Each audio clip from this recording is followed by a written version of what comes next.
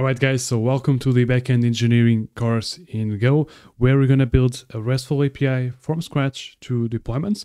And this is just a preface for YouTube to explain you what you're going to get from this huge video that I have just clicked. And I have already made 2 code-along videos here on my YouTube channel. We built one of them was the e-commerce project. It was super well received. However, I think in my opinion that they are incomplete. And the reason is that it's hard to put all of this information into just one single video on YouTube, and a video that people want to click and watch and even have the full learning experience. So I've decided to make this material where we go from the basics into the advanced stuff in building not only RESTful APIs, but other backend systems. You can apply this to microservices. And again, this actually goes hand in hand with that microservices course that I have released. It was also super well received, and thank you for all of your guys' kind words.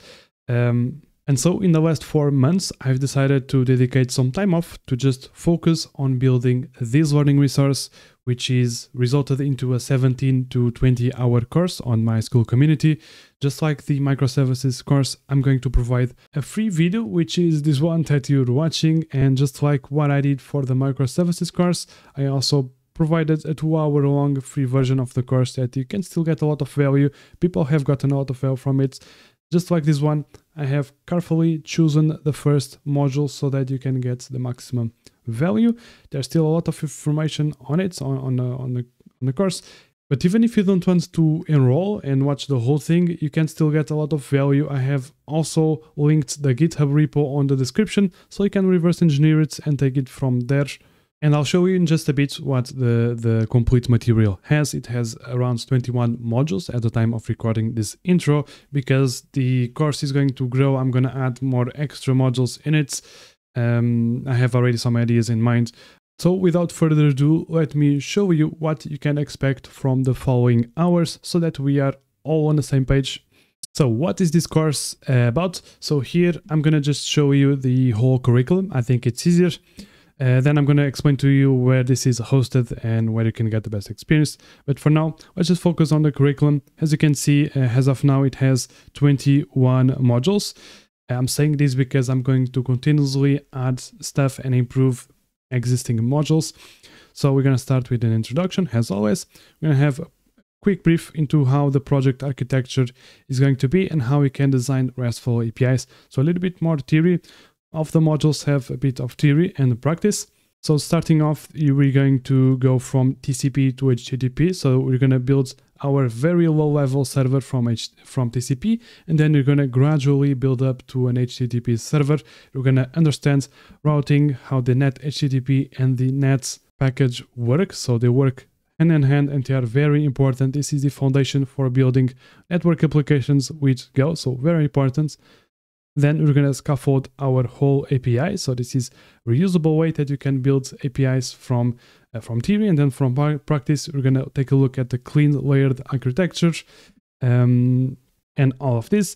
Then we're going to take a look at databases and very importantly, the repository pattern. So I'm teaching you these patterns, this way that you can build applications, not just copy and pasting code, because this is something very important. And I decided to take this mentality into the course, which is there is no right or wrong solutions. There is trade-offs, and you're going to analyze them. You're going to see what is the best solution for our problem. I'm going to teach you some of the theories, and then I give you solutions that you can agree or disagree, implement your stuff, research about more stuff, and just get it from there, starting understanding the knowledge and taking your own decisions. Of course, you can just copy what I do, but the best way is to really understand it and make your own decisions. That's how you're going to really learn. Then this is the biggest module. We're going to build the whole CRUD for the posts. We're going to create the user feed post. We're going to get the post. We're going to update. We're going to take a look at optimistic concurrency control, managing SQL timeouts, and database seeding hands-on. Then we have the user feed, which we're going to build the user feed algorithm. We're going to take a look at filtering, sorting, paginating. All of this is very important to build APIs if you're looking to build APIs in production. We're going to take a look at documentation, structured logging, user creation. Now these whole modules here, from the user creation to sending emails, authentication and authorization, all of this is going to be the whole flow that we're going to be creating our users securely and then adding authorization and authentication on top of it. So we're going to be able to create token authentication. Also basic authentication. I'm going to give you again here an overview of the multiple ways you can authenticate.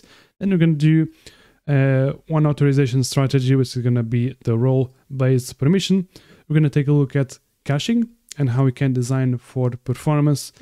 And basically then we're going to take a look at testing and just starting preparing for deploying our application. We're going to take a look at graceful shutdown, rate limiting, how we can create our own rate limiting, when handle cars, server metrics.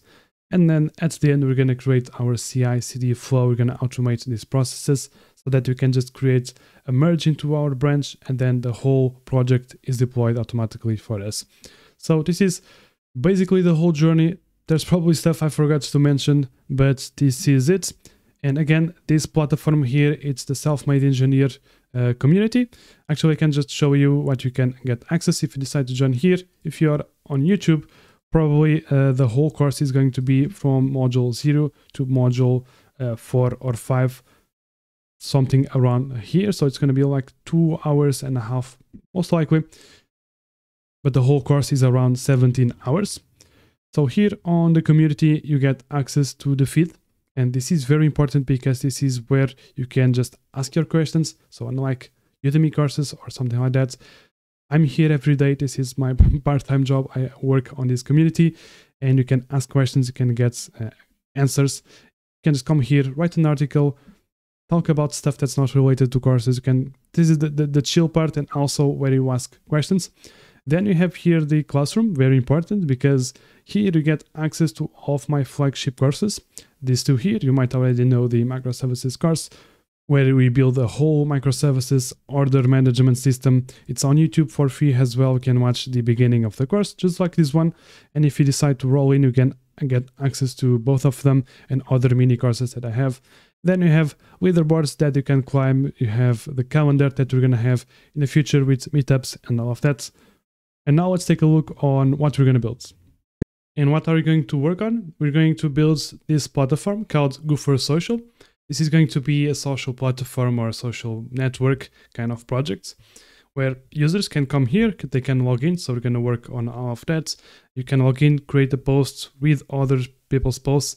And we're going to work on this personalized recommendation feed. So this feed here, you get your own posts, you got other people's posts, and we're going to work on all of this. Now, why did I choose this social network kind of projects? Mainly because it has a lot of potential in the future. So if you want to go after the course, after you have learned stuff, you can implement at your own pace. A lot of features. You can implement maybe real-time chats. I have made a video on my YouTube channel about it, so you can go there. Implement it here. I think there's a lot of potential to make this project really your own. And it's really fun project to code and to teach as well. So that's one of the reasons. And I'm not going to just code this along and boom, we have a finished project.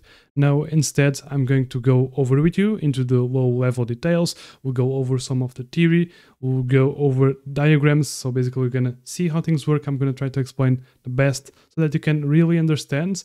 And then after then, we're going to use tools that are going to help us build more reliable software. And our journey is going to look like this. So we'll start with a module where we're going to go back to the lower level. So we'll start with the net package, then we'll move to the net HTTP package. And we'll do this by building ourselves a TCP server and then gradually migrating to an HTTP server using the net HTTP. This is going to be the basis of golang web development. So it's really important. We'll even build our own routing using the net package, and then we'll migrate to production tools that have been battle tested. For example, Fiber. Then we're going to be able to use those technologies because we really understand how they are used behind the scenes. Then we're going to move into working on the CRUD for the post. So we'll be able to create, get, update, and delete a post. This is going to be the foundation for building a REST API. And this is really important for our application because this is at the core of the social network, right? And then you'll move into user creation. So we're going to have a whole authentication flow. We're going to be sending emails with activation tokens. So you're not going to just register, you have to activate. So we're going to use email sending for that. Then you'll be able to follow, unfollow users. And then we'll work on one of the biggest endpoint, which is going to be the feeds. So basically the feed is going to have all of these query parameters. We're going to learn how to filter really deep. We're going to run pagination. We're also going to take a look at optimistic concurrency control, transactions, and a bunch of stuff. And then by the end, we're going to automate all of this. So we're going to build our own CI/CD pipeline. It's going to be automated. We're going to have our applications then deployed. So we're even going to deploy our API to Google Cloud. It's going to be, I'm going to show you in a way that we're going to just get the container and push it somewhere. And I'm going to use GCP because it's what I'm familiar with. But if you want to use AWS, it's going to be pretty simple as well, because we're going to basically just deploy to serverless using Docker. And we're also going to deploy our front end. So if you want to watch that part, because it's going to be optional, you can see how I'm going to deploy the front end and connect the backend to it. Because the thing is, we're going to work on our API with the mindset that we're going to have a client. So we're going to, from the start, think that we're going to have clients connecting to our API. So we're going to build in it a way that is going to be, even if you want to make it front ends, or even if you don't, you're going to have clients communicating with your API, right? That's why you build an API. So we're going to take that mindset of building a public API so anyone can connect and making it very nice development experience for the user and whomever connects to our API. Now, two last things before we move on. I want to show you the application running and the whole flow of authentication. And then I want to implement a feature really quick here that I have just implemented. And I'm going to show you how the CI/CD works and how fast you're going to have that feature into production, okay? So the front end is really simple. There are some features lacking here, and one of them I'm going to implement right now. So you can click on posts, and as you can see the comments. The reason we don't show comments is, for example, Instagram, you don't have the whole list of comments, otherwise that would be really slow. And here we have pagination, although we don't implement it on the front ends. We have our endpoint paginated and configurable. So if you click on the posts, so let me click on this one, for example, with 6 comments, you basically fetch the post and you can see everyone and all of the users that have commented here. And all of this data, we're going to generate it randomly. You can even use AI to do this, but I'm going to create a script with you that is going to seed our database with all of this data, so we don't have to worry about that. So this is going to be our feed, and all of these posts are going to be fetched from the users we follow, our own posts, and all of that. So we're going to tweak that algorithm to make it how we want. So this is going to be a pretty nice part. I'm just going to log out, and don't mind this UI because this is going to be very simple. I don't want to focus on it too much, so that's why the styles are not the best. But let's create a user. And as of now, there is no UI to create a user, so we'll have to use our Swagger documentation, which will generate automatically from our project. So I'm going to show you how you can generate that automatically as well. So it's not this, so let's just create a user. So I'm going to hit send, and we're going to have our user created. Basically, what's going to happen is that we're going to have an email sent. So let's just wait for that email. So while our email is being sent, I just want to quickly show you the UI for the Cloud Run in case you're not familiar. So we have the whole observability stack here. So we have request latency, request counts, all of that, the number of instances. We also have the server logs. So we should be able to see that the email has been sent. We're logging that. So this is a pretty nice solution to work with. So here is our email that we just received. It's pretty simple. I don't want to style this email too much. It's not the point. But here we have our link to activate. So let's just click that. And as you can see, we are redirected to our UI. If you click confirm, we're basically confirmed on the database. So you need to confirm your authentication. Now, if I go ahead and log in, we are logged in into our application. There is nothing because we don't follow anyone. So let's fix that. So as you can see, I have just followed a couple of users and we have a bunch of posts. If we click on it, then again, we have the comments from all of those users. And this is pretty much it. Now, there is something missing on that UI, which is we don't have the ability to create anything. So we don't have an ability to create a post. So here I have quickly just changed our query to first return our own posts, which we were not returning. So this is what's going to look like the get user feed query. We're going to take a look at this in our course, of course. But here I also have the UI adding these components to submits, and this is going to be it. So I'm going to commit, and I'm going to push to our repository. And here you can see that we have a pending status. So if you click on it, you can see that we have an audit. So this is going to be doing a static check. We're going to build our Go project. If everything is working, we're going to run our tests. Then we're going to update and release. which is going to basically change the version of our API. So we have our API versions. If you remember here on the Swagger, we have a version for our API. And then we're going to basically release with a release please. Basically, the way we're going to do it is that we're going to create a changelog. And this changelog here is basically the whole changes we have done across the project. And this is how we're going to get the version number for the API. Then we're going to deploy to Vercel, the front end, and the backend is going to be deployed to our instance on Google Clouds. So if you go to Google Cloud, you can see that this is working on a new deployed version. And if you go to our front end, we can see that we have this new input field where we can share our posts. So what I'm going to do is that I'm going to just create a post.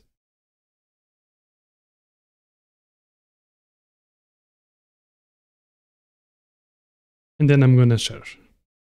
Now, as you can see, we can already see our post here, mostly because our backend is deployed. It has, otherwise it wouldn't show it. And you can have all of this. If you click, there we go, we have our own post. So this is going to be pretty much what we're going to work. And it seems pretty simple, but there is a lot of things that go behind the scenes on the API mainly. So why using Go for building a web API? And why not use Next.js or even Node.js, Python? And those are valid options as well. I think you have to choose the tool that is right for the job, and all of the tools have their own problems. You just got to choose the tool that has the less problems for the problem that you have, if that makes sense. And why I'm choosing Go? And I'm choosing Go because of the same reason that you did, because of the logo, right? If there wasn't a blue gopher, I wouldn't be probably writing Go, right? I see this list of all these programming languages, and then you see Java, you see Ruby, Python, but then you see Go and this logo. I mean, why wouldn't you choose it? I mean, but no, sorry, let me explain my thought process on why I choose Go. And if you're watching this, you probably already have that decision already made. So firstly, I think it's a fun language to use. I really like to code in Go. It's a very fast language and it's very fast to compile on my machine. So you're going to see that later on. And its compiled nature makes it very fast and easy to deploy a compiled binary to the cloud. So just put it on a Docker container, ship it to a serverless instance, and there you go. And unlike the previous solutions that I have mentioned, for example, Next.js and Node.js, there is no dependency hell in Go. At least from someone that comes from that ecosystem, it's very nice to see this happening, and you don't have to worry much about that. So nothing personal against the JavaScript ecosystem, of course, but you know what I mean. Then you have the concurrency model in Go, which is excellent. It's very awesome to use. If you have come from other languages as well, you're going to really appreciate it. And finally, the standard libraries, mainly the net and the net HTTP for us, because this is going to be our bread and butter for our application. Of course, we're building a web service, so we're going to use them extensively, and they are going to be our friends. And so this is the overview of why I chose Go, and I think you should also think on what language you want to use. Of course, this is going to be very focused on Go, and if you're watching this, you already know why you want to use Go, and just look at this guy. That's why. So let's start by defining some of the guiding principles that you're going to have when building our application. So firstly, I want to introduce you to this document, the 12-factor app. This is a set of 12 ideas or advices, you could say, for building web applications or any SaaS software. Basically, this is a compiled list of best practices to build software that is going to be reliable, that is going to be deployable and reproducible and maintainable, which is most importantly for us. For example, you can see how a code base should be tracked by version control and all of that. So should have a dependency manager, all of that. So some of these principles we already have for us for free, because we're going to use Golang and we're going to get some of the tools that comes up with it. And for example, when you think about config, basically this idea is that our application should be configurable by environment variable, so something by external, so you can configure it on the runtime. And we're going to configure our application fully to be different from development to production, so that you can deploy it on a stack, and then it's going to be easy to configure with environment variables. And this is, of course, you should already be familiar with this, you already have heard about this, but this is a guiding principle that has been really pushed into the web, and they explain it here as well. We also have the development and prosperity, where the development and staging should be as similar as possible. So if you're going to use Postgres for development, you should as well use it for production. You should try to keep the same resources allocated for production and development. So if there is a problem with that, you're going to find it way earlier. And then, for example, treat logs has event streams. You have here a lot of stuff that you're going to use for build, release, and run. Strictly separate builds and run stages, for example. This is a core principle when you're building Docker images. This is also an idea there. So you can see these are timeless principles that we're going to guide ourselves by. And even this document is inspired by Martin Fowler's work, so the patterns of enterprise application and the refactoring. So these are really important two books. Next, let's define some core principles for designing our web server. So we're going to take inspiration, or we're going to build a RESTful API. So as you know, you're going to build a JSON API already, but you're going to take inspiration from the REST. So REST stands for Representational State Transfer, meaning that we're going to adhere to some standards for building our application. And this is the original dissertation of Roy Fielding. So if you want to read more about that theory, I'm going to leave these papers down below if you want to check it out. Otherwise, I'm going to give you a practical overview of a real-world example of what this looks like. So as I said, basically this is some sort of industry standards for building web applications. And the idea behind it is that it's all about the client and server communication. So think here about our system. So we're going to have an API and we're going to have a client, either a web browser, mobile application, anywhere, it doesn't matter. But there is here the first principle, which is the client and server decoupling. We're going to have that because our API is going to be decoupled on the web servers from our clients. Our client can be anything. It could be even on a PlayStation. It could be on a television. It could be anything. But our API is going to respond to those requests. And why is this important to have this RESTful, adhering to RESTful? Firstly, we are adhering to standardized, so this is going to be standardized across the whole industry, and which means that it's going to be less decision making. So we're basically just going to operate on something that someone already built.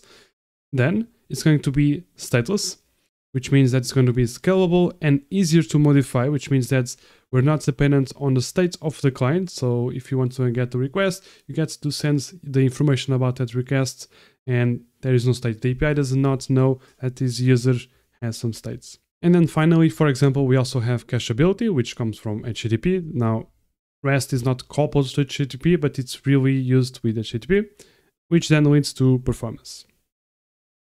Now, going back to a more practical example here on our example, so we have the client-server architecture, which starts from a request and ends up with a response. So this is a really simple flow. You should already know what this is. But then again, there is more to dissect here. So, for example, this is an endpoint. So this is a term that you're going to hear. And the first thing is that there is one of the principles, which is uniform interface, and all API requests for the same resource should look like the same, no matter where the request comes from. Now, this is our signature, and we're going to use some standards that we're going to make. I think there's a couple of standards, the way that your resources should be named in the plural and all of that. I don't think this really matters for us now, but as long as we're consistent, that's fine for me. But what we're going to have is that we're going to have our API version. And first we have our HTTP method, of course. Then this is going to be the resource, and we're going to keep the resources in the plural. So it's going to be users, posts, comments, all of that. And then we're going to have feed. So this is going to be an action, or it could be also resource, but in this case, we're fetching the user's feed, and it reads well when you're starting to read like this. Now let me show you, for example, the posts, or in this case, the comments. Now the comments are related to posts. So we could maybe consider getting posts like this, comments, but I think it's better if you get the posts first and then, so for example, we're going to get the post one and then you get the comments for this post. So you can see that there is a hierarchy here, and this is how I think you should organize your API, and this is what you're going to do if we end up implementing something like this for the comments. So let me just put here the user's feed again. So that is that. And again, this is going to be a REST endpoint. This term, I'm going to use it a lot. And this is basically going to be just a Go HTTP handler func at the end of the day, okay? Now, you might have heard of CRUD, and this is going to be something that we're going to take a very deep look into, which is going to be the create, read, and updates and delete methods. Now, the HTTP methods that represent these actions are, for example, the post, which I also included put because I think put is also creationable, is actually a creatable method. Usually you're going to create independent actions or actions that always return the same results, or even upstarts, for example, which means that if the resource exists, it's going to update, otherwise it's going to create this. Then you have the read, which is the get, pretty standards, and update you have the patch as well as the put, and then you have delete for delete, okay? So we're going to use this extensively, and this is part of being a standardized. Of course, again, REST is not related to HTTP, but it's using the power of the HTTP to standardize it a little bit more. And finally, the stateless nature of this, which means that, for example, here is a request that we're going to do, which is a patch to update a post. So here we're going to update this post, and this is going to be called the parameters. And we're going to send body. So this is going to be JSON that we're going to be sending. It could be anything, honestly. And then what you're going to do is that you're going to send a title property with the new title. And here we're going to send headers. And a couple of headers we might send is going to be the authorization. So we're going to use JWT authorization tokens. We're going to send our token here. And this is going to be the stateless nature, because the way that the server is going to know who is this request, the way that it's going to identify the user, it's by his authorization signature. So this is going to act as his identification. If he doesn't have authentication or identification, we're just going to throw him away. We're not going to process his request. If he does have authorization, we're going to consider it, and then we're going to act on the resource. In this case, we're going to patch it with this new title, and the server is going to respond with 200s. We're going to update it on a database and going to send also headers. So this is the quickest example or quickest explanation I could give you on REST. And I think this is pretty practical, so you don't go much into details and give up. So I think this is going to be a good start for you to understand. And you probably already knew this, but I just wanted to include this module here, this video, so that people that don't have this definition well cemented, you can have an overview of it.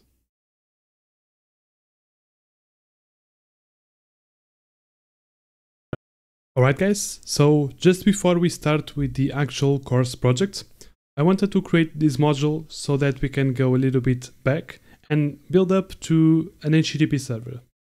The reason for this is that we should understand and educate ourselves how the tools that we are using work, mainly the net HTTP package from Go. So let's go over a quick introduction to TCP. If you know already this stuff, you can skip ahead. This is going to be pretty boring to you then. Even then, I'm going to keep basic. If you want to learn more about this, you can search about it. But basically, TCP is a reliable protocol that runs on top of an unreliable protocol, which is IP. And it's short for Internet Protocol. Now, IP, this is roughly how it works. You have your own program, which then sends a message. And this message contains a header with the source and the destination. So the destination, your computer, and your data. So this is going to be chunked over multiple packets, right? Now, the problem with using IP is that these messages are not reliable. Meaning that if you send a message, you might or might not receive that message.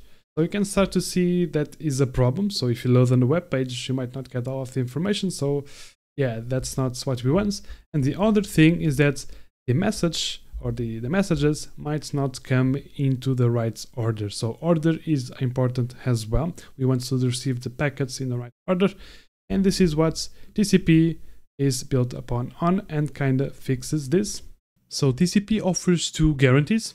And the first one is the reliable delivery. What this means is that whenever your program sends packets to the receiver, all packets needs to be acknowledged, and if for some reason any packet fails, they are retried, and this makes sure that we have all of the packets and in order as well. So as we're going to see, because the second guarantee is the ordered delivery. So the way that TCP guarantees that the order is going to be the same is by sequentially sending, or in this case, adding this information to the packets. So if, for example, if this fails, the sender is going to wait for this packet to arrive, and even if they come out of order, if there was the third packet being sent, we would receive it, but then we would have to reorder it. And to finish off, there is much more stuff to read about TCP and to say, but the only thing I want to add is that TCP is a connection protocol, meaning that one program, or in this case, has to be the server and the other is the client. So this is a two-way channel, so we can both send messages to each other, but this is a connection that needs to be established. And how are they identified? Using their IP and port. So each machine is going to have its IP and port, so you should already be familiar with this, right? And then basically how the connection works from an overview is that there is again a new ACK, so there's an acknowledgement. And this is a three-step process, but I won't go over too much detail on that, right? And just to give an example of how everything works, so you go to a web page, for example, Google, you type in the URL at the search bar. What's going to happen is that there's going to be a DNS lookup to look for that IP address to that server. So that when you connect to that server, there is going to be a TCP connection, TCP handshake, and then the HTTP takes over because TCP is just going to be a transport layer. And then there's the HTTP responses from the clients back to the server. And then you have your rendered web page. And this is basically a summary of TCP and how it integrates with HTTP. Okay, so with that out of the way, what we're going to do now is let's go to the Go documentation. So we can just type Go doc, or you can just type in your browser net HTTP. So you should be familiar with this package. If you're not, this is the foundation for web applications in Go. And as you can see already, the net HTTP or the HTTP is dependent on net, which is again another package. And let's focus more on the net on this module here. And as you can see, this package net provides a portable interface for TCP or including TCP IP. And this is how you could create a TCP connection in Go. So you could use the net.dial. What you're going to be using is this. So we could do a net.listen on TCP, and this would be the address. And then we basically just listen for connections. This is going to be the connection, and then we can do anything with that connection. Now, take a note here that we have a Go routine. We're going to take a look at this in the code, and I'm going to explain to you why this is important. So let's go back to the code and check it out. If you're more familiar, if you're interested in checking this out, you can go to this Go doc and see that by yourself. Okay, so here at the VS Code, and what we're going to be doing is that I'm going to show you some snippets. So we're not going to be typing this out, I'm going to be explaining to you so that we can move a little bit faster, because this is just foundational knowledge. You don't need to be typing this out unless you're going to work with TCP servers. But most of you are probably not. If you're here, you want to build a web application. So first, this is just a snippet that I took from the documentation. The first thing let's go inside of the documentation here, inside of the types and all of that. And let's just see some interesting things. So the first one is that this returns a listener. And if you take at the listener, you can already see a close. And in Golang, when it starts to see these methods called close, it means it gives you a hint that you should close this at some point in time. So it's going to be a long-living connection, so you should close it. And here you get the accept, which we're going to use to listen for messages. And then again, if you go back to our main file, you can see that we handle the error, because this might throw an error. But most importantly, we defer the listener connection. Very important, don't forget this. And then again, from the documentation, we are reading the messages that come in from the accept. And very important, let's go inside of the accept. And this returns a connection. And this connection returns a reads and a write, and also a close. So again, you can just get a hint that you need to close this. But very importantly is the reads and writes, because these are the writer and the reader interfaces, very used in Go. And why is it important, the read and writes? Let's take a look at it now. So let's go back, and here we are now handling the connection, because we just returns one. And again, very importantly, this go routine is taking a crucial role here because it's not blocking the flow of the for of the listener. So if you would remove it, then this would be blocking the flow and one message could only be processed at a time. So very important to add the go routine there. And the handle connection, again, we're going to close it because we saw that close methods. But the interesting thing about the reader and writer interfaces, again, if you're not familiar with those, read about it and go to documentation. They talk about it way better than I do. But the interesting thing is, for example, if you want to read the bytes of what's inside here, the connection, all we need to do is pass the connection to an interface like new reader, to an implementation, sorry. And as you can see, this takes IO reader. And what is the IO reader? It is nothing more, nothing less than the reader interface that we've been talking about. So anything that implements the reader interface is going to be a valid payload to send here, including this connection. So this is a very important pattern to master. And then here we're just parsing the command line from the client. So I'm going to take a look at this with you, but this is the most important part. So here we can have a reader and here we have a reader which we can parse into a string or whatever. Now, something very important about HTTP servers, and that is something that we're going to be building around, is routing. So when it comes to routing, the idea is that the request comes in and we handle that request, or we send that request to the right handler. That is the whole idea that we're going to be doing with the HTTP. But before we get there, let's understand how that works at a lower level. Of course, this is just an abstraction. I'm not implementing the HTTP from RFC, nothing like that. This is just a simple example that you could understand.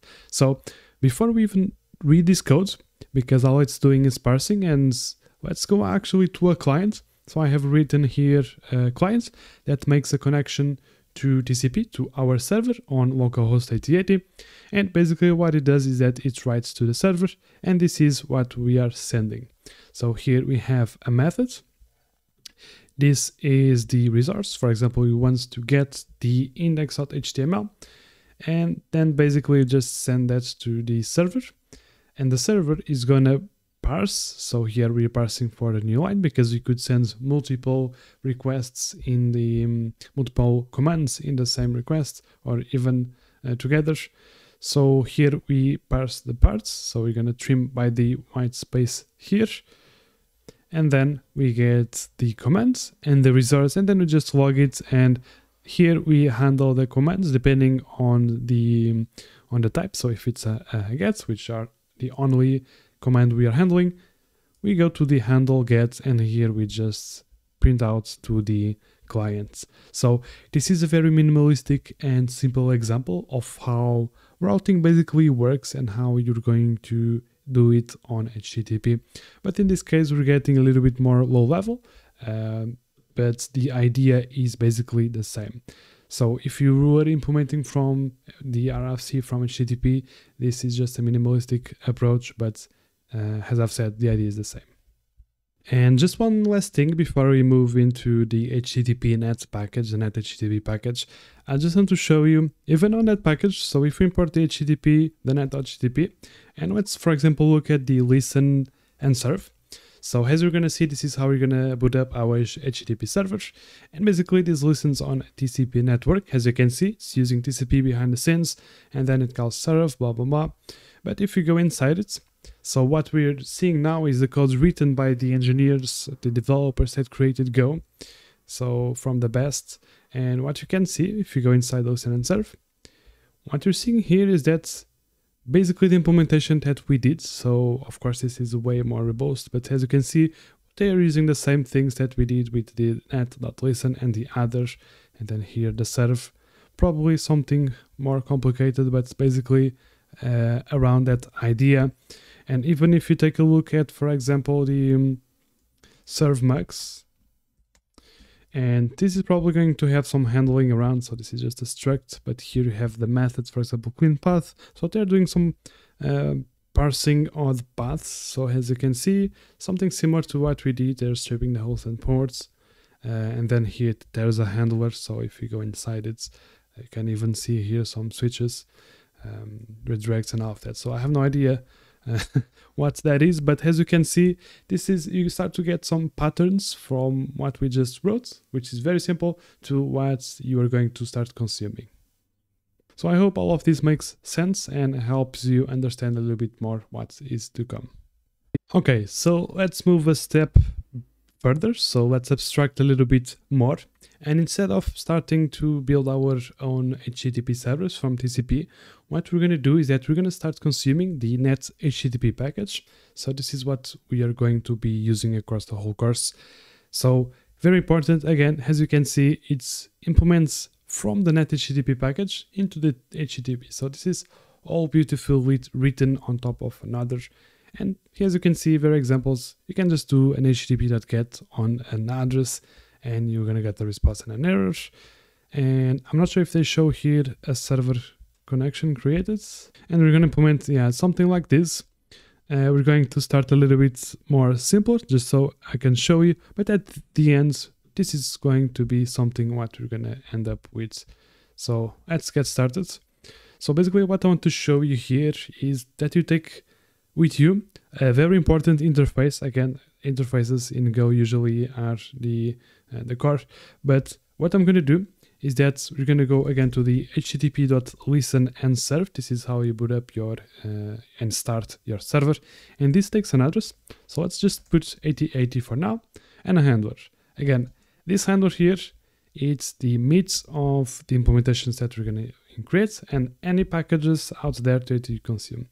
So this handler and this interface here with this method, the request writer and in this case the response writer and the requests, this here is what we need to implement in order to pass this interface, right? So let's just copy this, and by the way, you're going to see this everywhere, basically on the handlers everywhere. Any package you use, you're going to see this response writer requests every time. So it's a very important interface. So basically what you need to do is implement that interface. So let's create an implementation struct. So let's just create, I'm going to call this server for now. It could be an int, it could be a string. I'm going to create a struct because I want to pass here configuration, and it's going to be the address. So this is going to come, for example, from the environment variable, something like that. But for now, we're just going to keep this simple. But what we need to do is implement the server HTTP, right? So let me just call this server, put this interface here, and now we need to import this from the HTTP package. And now if you take a look, if I drop here a server instance, for example, I'll just create one server, and I'm going to say the address 8080. So we can already remove it from here and put other, and here I'm just going to put the server.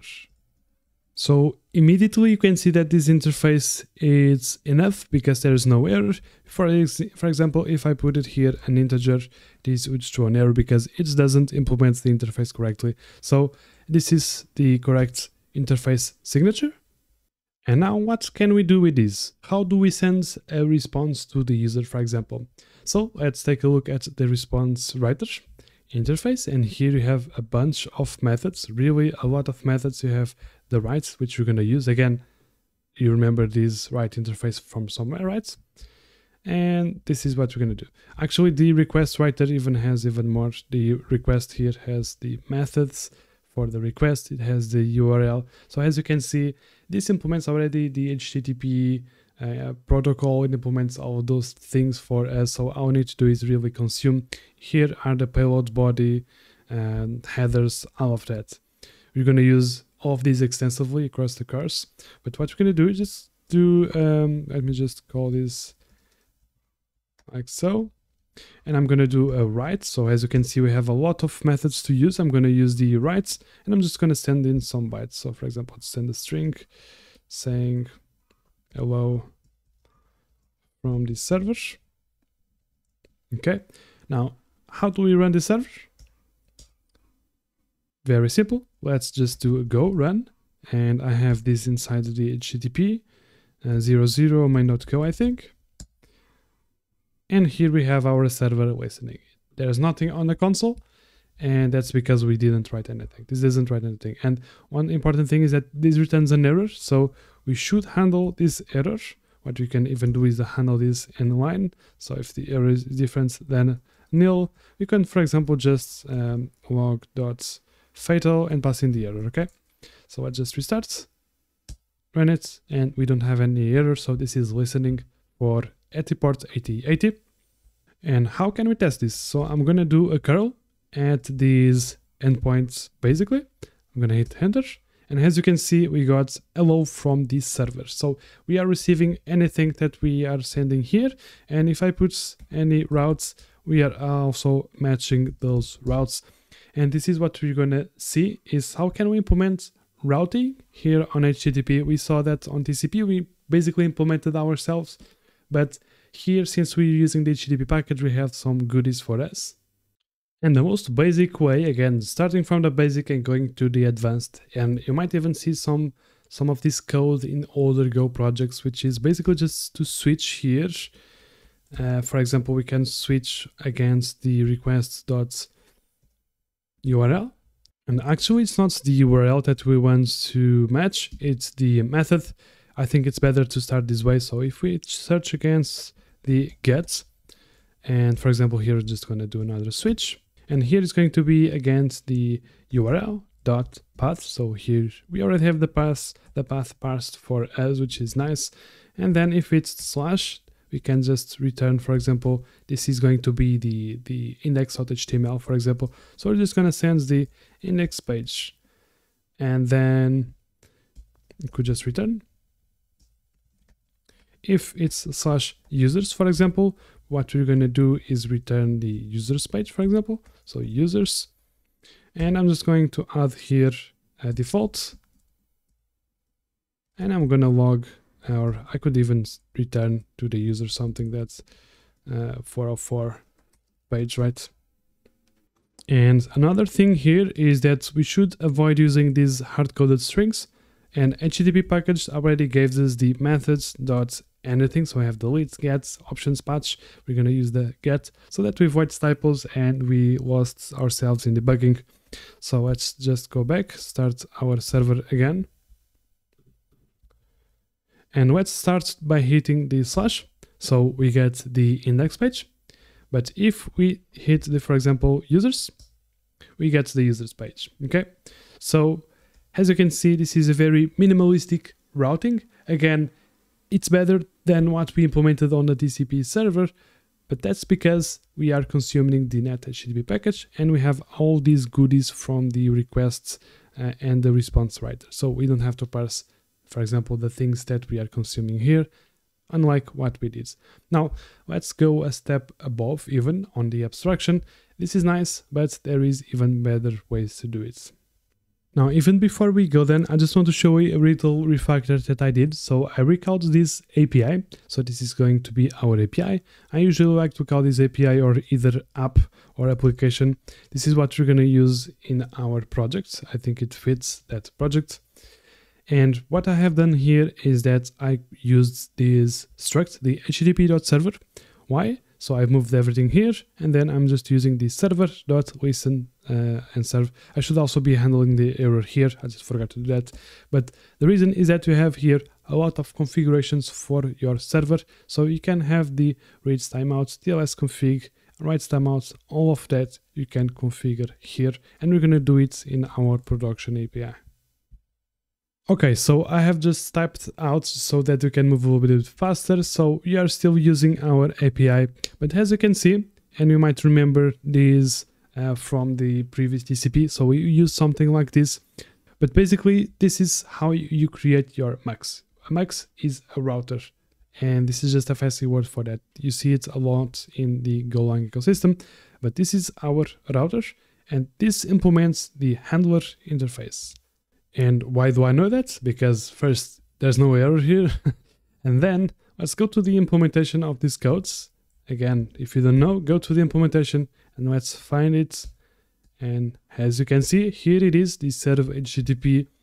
And again, here is a bunch of code that we did not read, and it's written from the best. So this works, it's battle tested. And what we can do now is that we have a bunch of methods to our disposal that we can make things prettier than what we did. For example, we have the mux.handle function, and the handle function receives a string. And by the way, I'm using Golang 1.22. So if you are using Golang before this version, this string here is a bit different. So we don't have the method here. It's on, I'm going to do it differently. But basically, you pass here the path and the methods, or a path without the method. This is optional. And here is going to be a handler. Now this handler, again, let's check the definition. And as you can see, again, the handler interface response writer requests. And anything that implements this interface is a valid handle function. And this is going to be the same. So the get users, whenever you do these requests, we're going to go to this function. And here is the code for that handler. This makes it so much cleaner for us to separate everything. And then all the other packages like She, Gorilla Mux, all of those packages, they implement something like this. And all what they do is that they implement more abstraction on top of what Golang already does. And we're going to be using them on our production API as well. Now, to finish everything up, and so that we are ready to start working on a production API, this is the last abstraction level, or actually, it's not really an abstraction level, but I'm going to show you some interesting things like JSON encoding or JSON marshalling and marshalling. We're going to also send headers to the user, so we're going to be able to interact with the user's response, and he can then use those headers for a lot of things. This is how the web works. Headers are very important. And then we're going to also send errors, either status codes and error messages in the body. So first, this is very familiar. So this is the same code that we wrote before, but I have just cleaned everything up into different folders. The main just has everything related to starting the API. So it starts all dependencies, and here we have even the mux. But then here on our API, this is the struct for our application. And here we have an in-memory storage for users, just for an example. Now this is going to be the get handler for the get users. Now, as you can see, here we are interacting with the headers. We can set a header. This is just to set a content type for application JSON. We're going to be returning JSON. So this is basically what that means. We're letting the clients know that we're going to send JSON. And then what we do is that we use the JSON package from Go and we encode. So we create a new encoder. Again, very important, this encoder receives an io.writer, which is the writer interface. And this writer from the request, as the name says, it's a writer. So this is again a convention. If your struct, if your interface is a writer, you should be using writer at the end or reader at the end. And this is so that we can know we can just put it here and it's going to work. So you can see, if you're not seeing the power of this, I would recommend you taking a look at interfaces in Go, because this is really powerful and very important. Then we basically just encode these users or whatever is going to be here into this JSON, and we're just going to return another header with the status OK, and this is it. And as well, if there is an error, actually you should just return from here. But if there is an error, we can use the gtp.error constructor, and we pass in the writer, an error message. This is going to be a string, and then here is an error code. Now there is a bunch of error codes for anything. They start from 100s, and I'm not sure if they end up in 500s. I think it's more, but correct me if I'm wrong. But here you can see all of the error codes from the RFC. So we already have them. We can just use them like this without typing the numbers. 500 is usually used for internal error messages, something that it was not caused by the user, but the server itself. So if this fails, it would be because of our implementation or something with the JSON. By the way, if the user sends bad JSON, we should validate the bad JSON. We're going to take a look at that as well. Then here on the create, we're doing something similar. So we're decoding, we're getting a decoder, we're decoding, and then we are just creating a user struct and appending to that list. So again, pretty similar, but here we send a 400 bad request, usually sent because the payload from the user is malformed. That is the difference. And again, I was just forgetting the user. So this is the user struct. And the most important thing here is this signature here. This has a name, I don't recall it. And this types here. Basically, this is going to be the auto unmarshalling and marshalling for JSON. This is what the user is going to get if we return a user struct, if the response is going to be JSON. So he's going to get first name and last name instead of being the uppercase name, because Go uppercase has meanings. This has private or public meaning. So this is very handy to use. And so I have just written here a function called insert user, and this is just to show you that you can have some validation in your HTTP handlers without any packages, without anything. And this is just the gist, is that we're going to insert a user. So let's just replace this here with insert user. We're going to send in our user. Let's just handle this error. And we could even do it inline if we want. So if the error is different than nil, you could just send, for example, this is going to be an internal error, or actually it's a bad request because we're doing validations, and we can just return. Of course, we should separate this function maybe into validations and then insertion. I think that would be the Go case, but this is just very simple use case. The first thing is to check is if the first name is empty. If it's not, we go to the errors package from Go and we create a new error, and then we send it with our custom message. Okay, the same for the last name.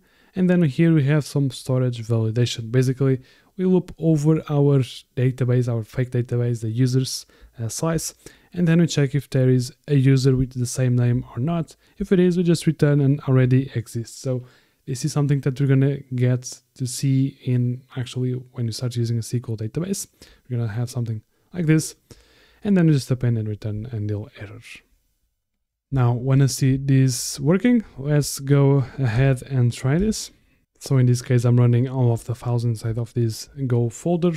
And here, let's just do some curl requests. I think I have just prepared a couple of them before. So this one is going to be a posts. So what we're going to do is we're going to hit /users. So if you remember on the main, we have here the post /users. So it's going to go inside this handler. And inside this handler, we're going to receive some payload from the body.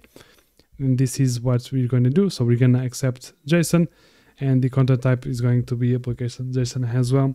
And then this is the payload. Basically, it's going to be the first name, again, without the uppercases, and then the last name. So if we hit enter, what we get is response. Again, something that I did is that I did this in verbose mode. So this is why you're seeing all of this. The first thing is that we have, where is it? The code HTTP 201 created. So it worked because we got to this line down here. And now let's see, for example, a get. So let me just do a get. I should also have one around here. I think this is the one. So let's just curl. And as you can see, we got our user. So let's just do another insert with another user, just the same. Let's curl, and we just have one. Why? Because this failed with the bad requests, and it failed with a bad request because there was a duplicated user. So here we could even return a different status code, which is for duplicate entries. So we could also do that as well. But this works, and as you can see, we're getting closer and closer to the production application that we're going to be building. So hope you guys liked it, and we're going to use all of these extensively in the lessons to come.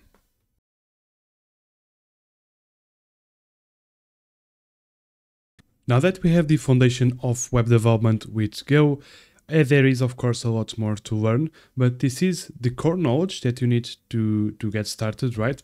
So the rest can come when the time is right. And we're going to increase the difficulty a little bit more from the previous modules. If it starts to become harder to understand and you have no idea what I'm talking about, I would advise you to take a step back and focus on the basics a little bit longer.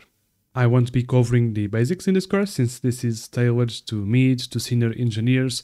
However, I do have 2 0-cost 2-hour long mini courses on my YouTube channel where I built web APIs in Go for beginners. So I'm gonna leave a link to those below if you want to check them out. and I'll also leave a card in this video if I do remember to do that. And what is the tech stack that we're going to use? And it's pretty simple, honestly. So the first thing and the main thing is Go 122, of course. So you should be running at least above this version if you want to take maximum usage. Then we're going to be using Docker as well, which we're going to be Dockerizing our application, and we're going to ship it to the cloud to a serverless container instance that runs containers. And then we will also use Docker with Docker Compose for running a Postgres instance locally. And then we'll use Swagger for generating the documentation for our API, as you have probably seen at the start of the course. And then we're going to use golang migrate for migrations. This is an external tool. You might even already be familiar with it to run migrations. And we're going to use some other bits of tech, like we're going to use SendGrid to send emails, and I'm going to show you some other options you could use. So this is a recurring theme. I'm not going to focus more on the tech because I'm going to give you a lot of options and things you could use yourself, because the thing is, you should not copy and paste this project into your own editor. You should be thinking about it, you should be going over it, and this is something I'm doing differently on this course as well. And I think usually it's the fault of the educators that we just go over the course and just explain things, just code things, I don't explain this. And I want to give you options, and I'm going to explain things a bit different so that this sticks better to your heads. And this is pretty much it. Everything else we're going to build ourselves. We're going to build our own rate limiter. It's going to be mostly for education purposes, because I'm going to show you as well that you could use third-party libraries built in with Shi, which is what we're going to use. We're going to use Golang Shi. And all you need to have installed in your machine to get started is Docker and Go. So what is the plan?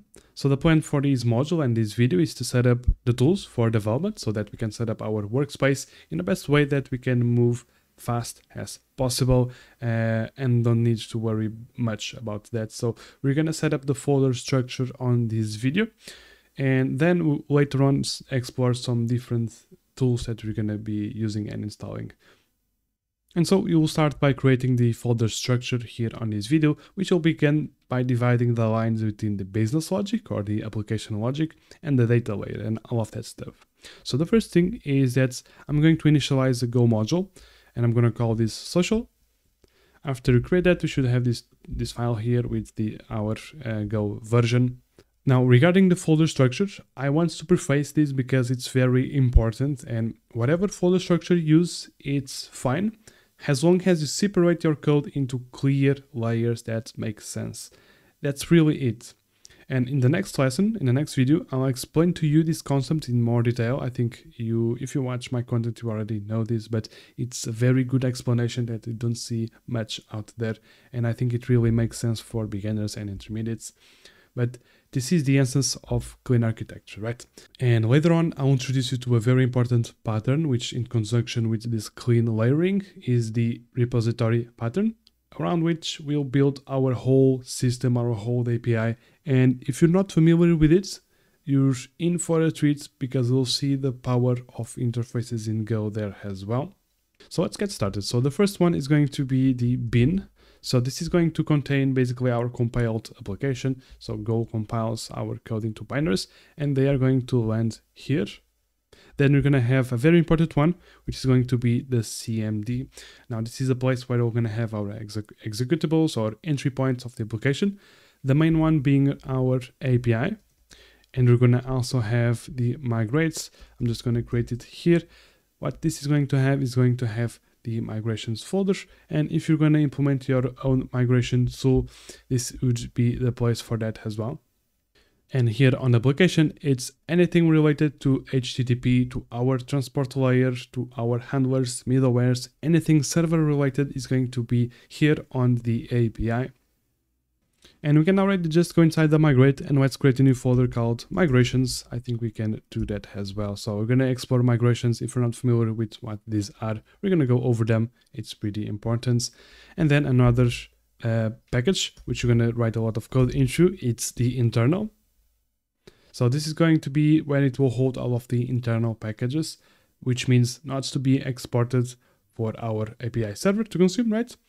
So this package does not know anything about the outside. So it's everything in here should be isolated packages that do what they should do without caring about the whole outside world. And if you're, this is a very important package in Go, because this is also not exported if you would create an external package, right? And it will basically contain the storage layer for us. So for interacting with our Postgres database, doing data validations, sending emails, our package implementations are going to be here. Our rate limiter implementation is going to be here as well. We're going to also create a small library for using Spy or Mocks for testing, and they are also going to be here. Now we're going to also create the docs. This is going to be where our auto-generated docs from Swagger are going to live. And then we also could create the scripts, which could have some scripts for our for setting up our servers, right? And honestly, this is pretty much it. So you can see that it's not that complex. And if you want to use a different folder structure, you can use, because the next video I'm going to explain to you all you need to know about how to separate your application. If you understand that, you can create the folder structure you want or that your team wants to do. It doesn't matter how you structure that. And another thing is, if you want, for example, to include, if you're building a full stack application and you want to include your front end here, if you want to do something on monorep or something like that, what I usually do, and this is of course personal preference, is that I just include here a web folder, and this is going to contain the web application code. This could be your React, your Svelte code, or anything like that. You could even create a new golang server here that just serves HTML, or you could have your HTML application or whatever. I like to do it like this, and then when I deploy it, I basically just deploy this part to whatever I need to do the static deployment, and the rest goes to a container or anything like that. So before you write any code whatsoever, we need to go over something very important, okay? And that is how we clearly organize our project into layers that make sense. Why? So that we avoid coupling dependencies and not make a spaghetti of our projects in the midst of development and we need to go back and refactor everything. So if we go back to the drawing board, so here I have just scaffolded a bit some ideas on how we can make our system. And let's think about the lifetime of a request, a user request. So a user makes a request from his browser or mobile phone, and then he goes and sends an HTTP request, for example, to get the user feed. This is going to be an endpoint that you're going to be building, and then it reaches our mugs, which then goes to the HTTP handlers. Now, something very important before I even go into more detail is that we're going to build all of this from one concept, which is organize your projects into logical layers that make sense. Okay, so let's take a closer look into some of the principles I have used. And if you want to learn more about this, I have made a video on my YouTube channel that I talk about this idea. And if you want to go even further, you can take a look at this book, The Clean Architecture, from the Robert C. Martin, of course, very known. And this is again on the school community. If you want to join, you can also take a look. And here we have the bookshelf, which is basically a collection of ever-growing books. And here I wrote a summary and all of that. So we are sharing interesting books here as well. And this is the one I would recommend you read if you want to get more about this. But don't get too lost into those details and fancy project structures as long as you understand this here. So the very first idea is the separation of concerns, which means that each level in your program should be separate by a clear barrier, the transport layer, the service layer, and the storage layer, for example. Now, the second principle is the dependency inversion principle. Again, very important and tied to the first one because you're injecting the dependencies into your layers. You don't directly call them. What this means is that you depend on abstractions first and not implementations, and you're going to see the power of this in a bit. And secondly is that these layers are cascading layers, just like an onion, and the first layer does not depend or does not communicate with the last one, so you are injecting these dependencies all over and you can interchangeably change them, and so this makes it your program more testable. And why? because again, it promotes loose coupling and it makes it easier to test our programs. And if our programs are easy to test, it means that we're doing something good and they are easy to compose. Now, ability to change. This is also important because if we organize our code in a modular and flexible way, you can more easily introduce new features, refactor existing code, and respond to evolving business requirements. So if it's not that expensive to implement a new feature, it means that we're doing something good. And finally, focus on business value. Don't forget that it's your users who are paying your bills, and at the end of the month, makes a difference, right? So focus on delivering business value, and you can focus on delivering business value if you have a clean and working application to work on, which you don't have to focus on meaningless stuff and you can just focus on delivering that value. Okay, so going back to our diagram, I just want to separate this into the 3 layers that we have spoken. So the first is going to be the transport layer. This is related to the way that we deliver the message to our user. In this case, it's going to be HTTP for us. It could be gRPC as well, for example. Now, the service layer is where the business logic lives. And I think this is an optional layer that you could add. And we're going to do that. So we're not going to implement an explicit service layer. I'm not going to see how and why. And finally, we have the storage layer. And the storage layer abstracts the communication between the layers above and the layers below, which is going to be, for example, our storage, our database, our MongoDB, our SQL database, whatever you have. The layers above should not know what is the implementation details of this communication. How it happens is that, hey, I want to get a user.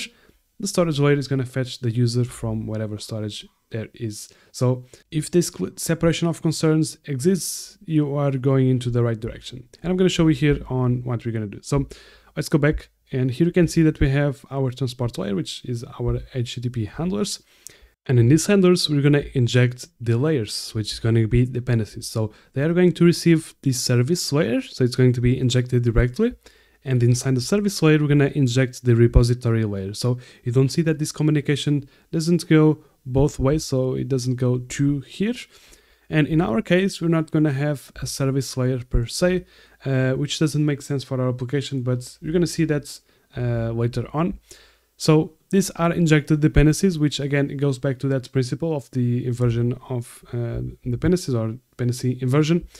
And here we depend on abstractions, not implementations. And if you think about in terms of golang, you're going to have dependencies on interfaces and not structs. Structs can implement interfaces, which then you could have multiple implementations of an interface and just inject them into your runtime, into your application, right? So this is the power of it.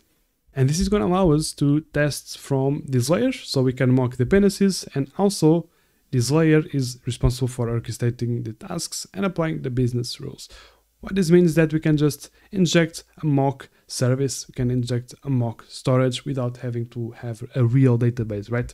Now, going back to the flow of the request, so the user makes a request, then goes to the handler, it's routed to the appropriate handler, and then it reaches the service. This service is going to be injected, and this could be like something like app.create user and invite. So this is going to take care of this business logic of creating, in this case, delegating the creation of the user, and inviting that user. For example, it could send an email and all the business logics there. So we should not send an email if it's development. We should do all of those checks. This happens on the service layer or even on the HTTP handler if you divide things clearly. And then the service is going to communicate with the repository, which then is going to have the communication for like create user, create invite, and this is going to create storage persistence in our external database. And finally, how does this is going to look like into code, right? So for example, here we're going to have these dependencies injected, and where are they going to be injected? And what we're going to do is we're going to have that API type or application struct that we saw from the previous modules where we built our HTTP server from TCP. So we're going to reuse that struct.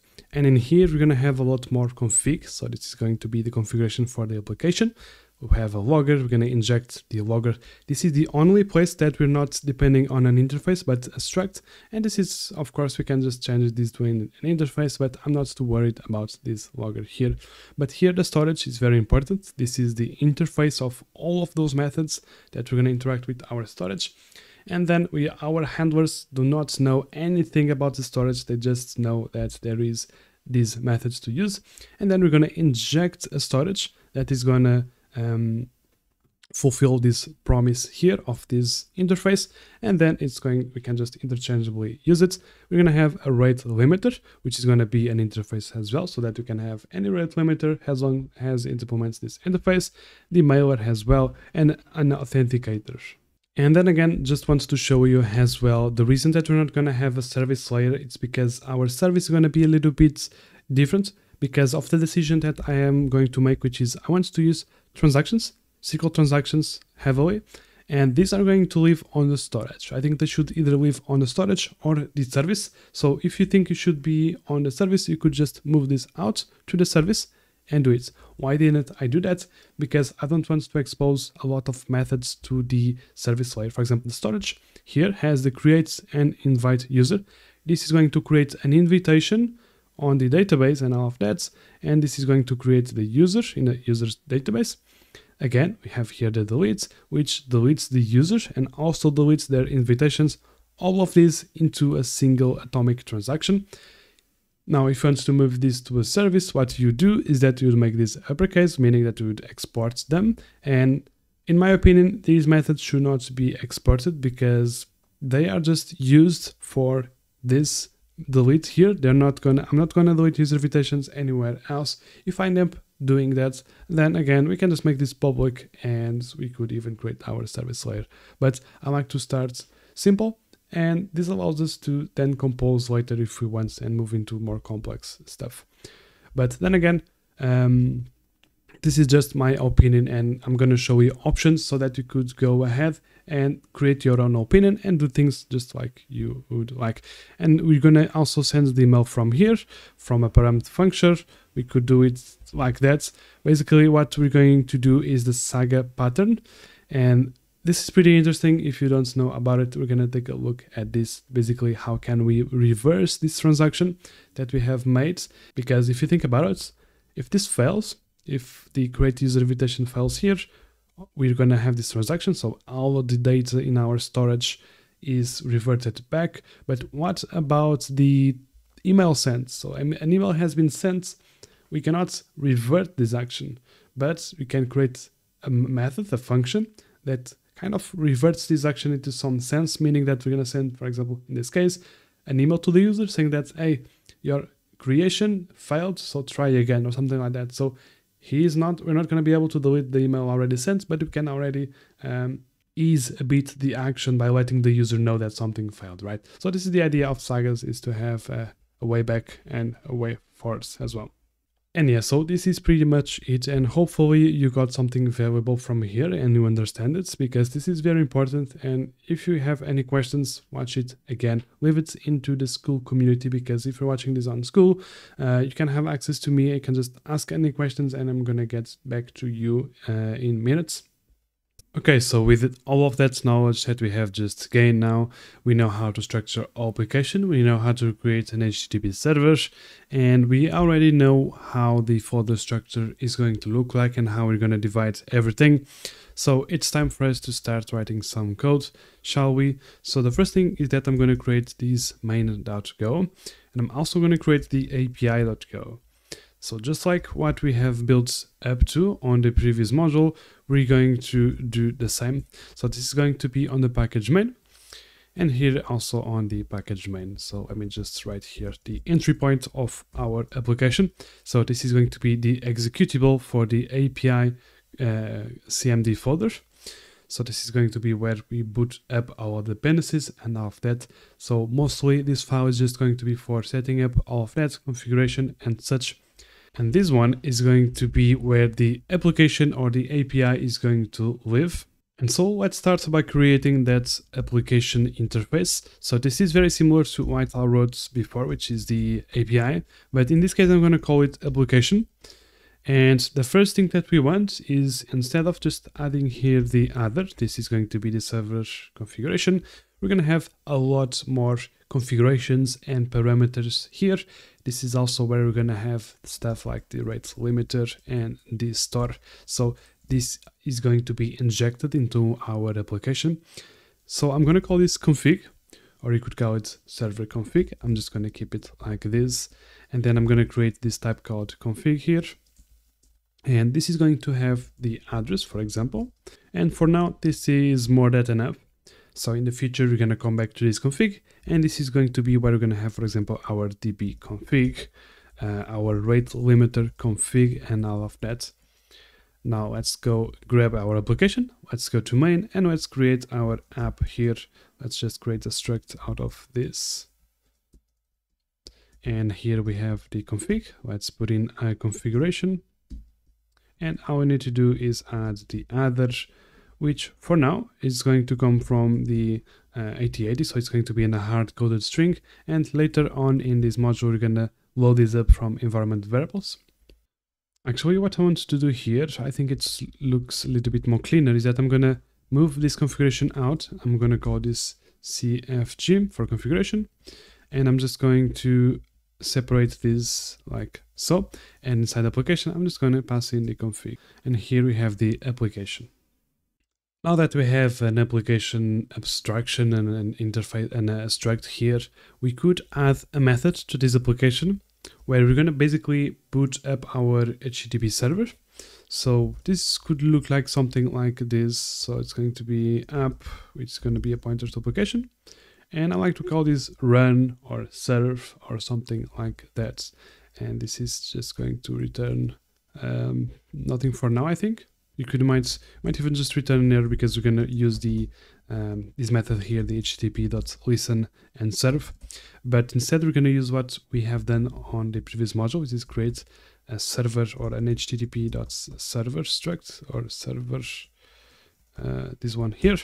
And let's make it a pointer, and here we're going to pass in our address. And now we have access to that because we have this configuration from the config.other. And for now, this is it. And let's just return the server.listen and serve like so. And then let's go back here. I'm gonna actually just open these two windows so that we don't move around too much. And now what we can do is, for example, log.fatal and do app.run like so. Now, of course, we need a handler. So as you have seen, we need a mux here. And let's just use the golang http.servmux that we can use here. Or actually, it's new servmux. Yes. So let's save this. Let's go back here, and I think we can already start our server. So let's go ahead and try this. I'm going to do go run cmd api main.go. I need to specify all these files. And as you can see, we have our application running. We can even curl and get a response, but I'm going to leave that out. And what I'm going to do is that I like to have some visibility on the terminal if the server is stopped or is running. So I'm going to do is that I'm going to use a log.printf, and let's just say server has started at, and this is going to be the address. So the server.config or app.config.address, and let's just save. Now, in the future, we're going to have structured logging. So we're going to inject our own logger into the application, and we're not going to use a log.print here, okay? So just to get that out of the way. And now if we just run the server again, we can see that we have that log there, okay? Awesome. Now, if you remember previously, I showed you that this server struct has a lot of configurations.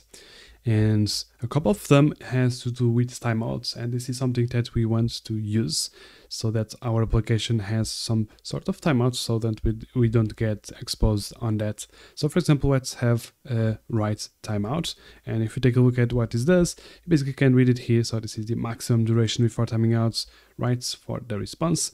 So after this, we're going to set up the mux, and I'm actually going to move this out of this, and I'm going to separate the mount and the run for the application. You're going to see. But let's just first add some timeout so that we have this reliability here at least. And there is no magic number to this. This is in seconds. So what I'm going to do is I'm just going to do time.seconds and multiply this by 30. This is the values I usually use and I have seen, but probably there is a most optimal value. I just use this, it works for me. And then I'm going to also use a second here. But for reads, it should be less than the writes. Then you could also have another timeout, which is the idle timeout. And for this, I'm going to keep this as just minutes. And basically what this means is that if our server takes more than 30 seconds to write a response to a client, this is going to time out. And the same for the read. So if the client takes more than 10 seconds to read our response, then we're going to time out as well. So for our use case, this is even a very big margin of error here, because our responses should not take more than 2 seconds, even in the worst cases, because we're going to optimize the hell out of this.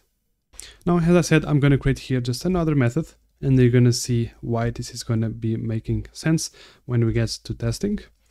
And the first thing is that this is going to return a max. So this is going to be of type http.serve max. So let me just copy this out, put it here, and I'm just going to return this max here. This is going to receive the arguments for that max. So let me just copy the type as well. And here we're going to pass it like so. Now here what we can do is set up our endpoints. So if you remember, we use the handle func, and here you can use, for example, the get/users and put in our handler, which we're going to create a new file. So let's start by, for example, the health function, the health metric, which is going to be just an endpoint to check if everything is all right with our API and other systems that we might consume, for example, the database. So let's just call this, and again, this is going to be a method of the application. This is why I like to call this application. And I'm just going to call this health check handler. So we're going to keep this convention.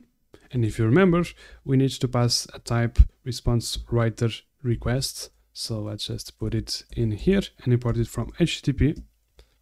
And I'm going to close this tab here just so we can see it in one window better. Okay, so let's just write here, for example, that everything is good for now. So let's do a slice of bytes and say, okay, let's save. Let's go back and use our app.healthCheck handler. Let's save. And of course, it's not going to be users. I was just trying to see. And this looks like a working application. Let me just go to main and fix this stuff. This is going to receive a max, which we're going to get it from the app.mounts and just like so. And just one thing, I want to add here the version of our API. So this is a good convention. If you have multiple versions of your API, for example, if you add a breaking change, it's nice to have a version so that public clients of your API, either your own frontends or external clients, can just choose the version they want. Because when you're building an API, you should not introduce breaking changes so that clients don't, clients consuming your application, they might even be building applications with your own API so that they don't break out of nowhere, right? So make sure that you keep your endpoints as immune of changes, of breaking changes as possible. And if you add them, because that's inevitable, you have a new version for it, okay? So here I have just started a server, and in another window, I'm going to curl this. So it's going to be slash. So we have a 404 out of the gate. We did not implement nothing like this, but if we hit health, we don't have a page because we have the v1/health. And if you do, you got okay from our handler. So standard stuff that we have already seen how to build. But now I want to introduce something interesting, which is if we want to have multiple endpoints here in the future. And the first thing is that we cannot compose this. One error that you might get, and I see some beginners getting this error, is they try to compose their endpoints like so. You have here another string, for example, health, or the version. For example, I have here the version, and you cannot do string concatenations here. I'm pretty sure this is something that I'm not making up, but this is going to throw errors and you're going to not know why. So don't do that. And there is ways for us to do this, and an easy way is to use external packages, of course. And I want to introduce the She library, which is a very popular library to implement servers or HTTP servers in Go. One of the things that I want to do with it is we're going to have endpoint or handler grouping. So we want to group by the resource. For example, we're going to have a lot of endpoints regarding the posts, a lot of endpoints regarding the users, and a lot of endpoints regarding the, for example, authentication. Okay, so I want to group these endpoints in a logical way, and then I want to also add middlewares. And it's possible to use middlewares with standard library, of course, but it's way better to use with these libraries, because that's one of the things they abstract away, is that you can use middlewares into, you can shade them way better than you could with standard library. And another thing is that they have usually ecosystem of packages that you could use and middlewares that just work out of the box and makes our life easier, so that you can just focus on building business logic, right? And on top of that, we're going to have authentication on some endpoints. So for example, the users might be authenticated, but some posts might not be authenticated. So if you want to get, for example, if you log into Facebook, you might not need to be authenticated to see some posts, but if you want to see profile posts, you might be authenticated. So we want to implement something like that. So here I'm on the GitHub page for the Golang ship. It's this one. So I'm just looking for the installation. So this is it. They're using v5. As you can see, they're not introducing breaking changes into their API as well. So let me just install it. So you copy and paste. Now on your Go mod, you should have it here, and we can start consuming it here as well.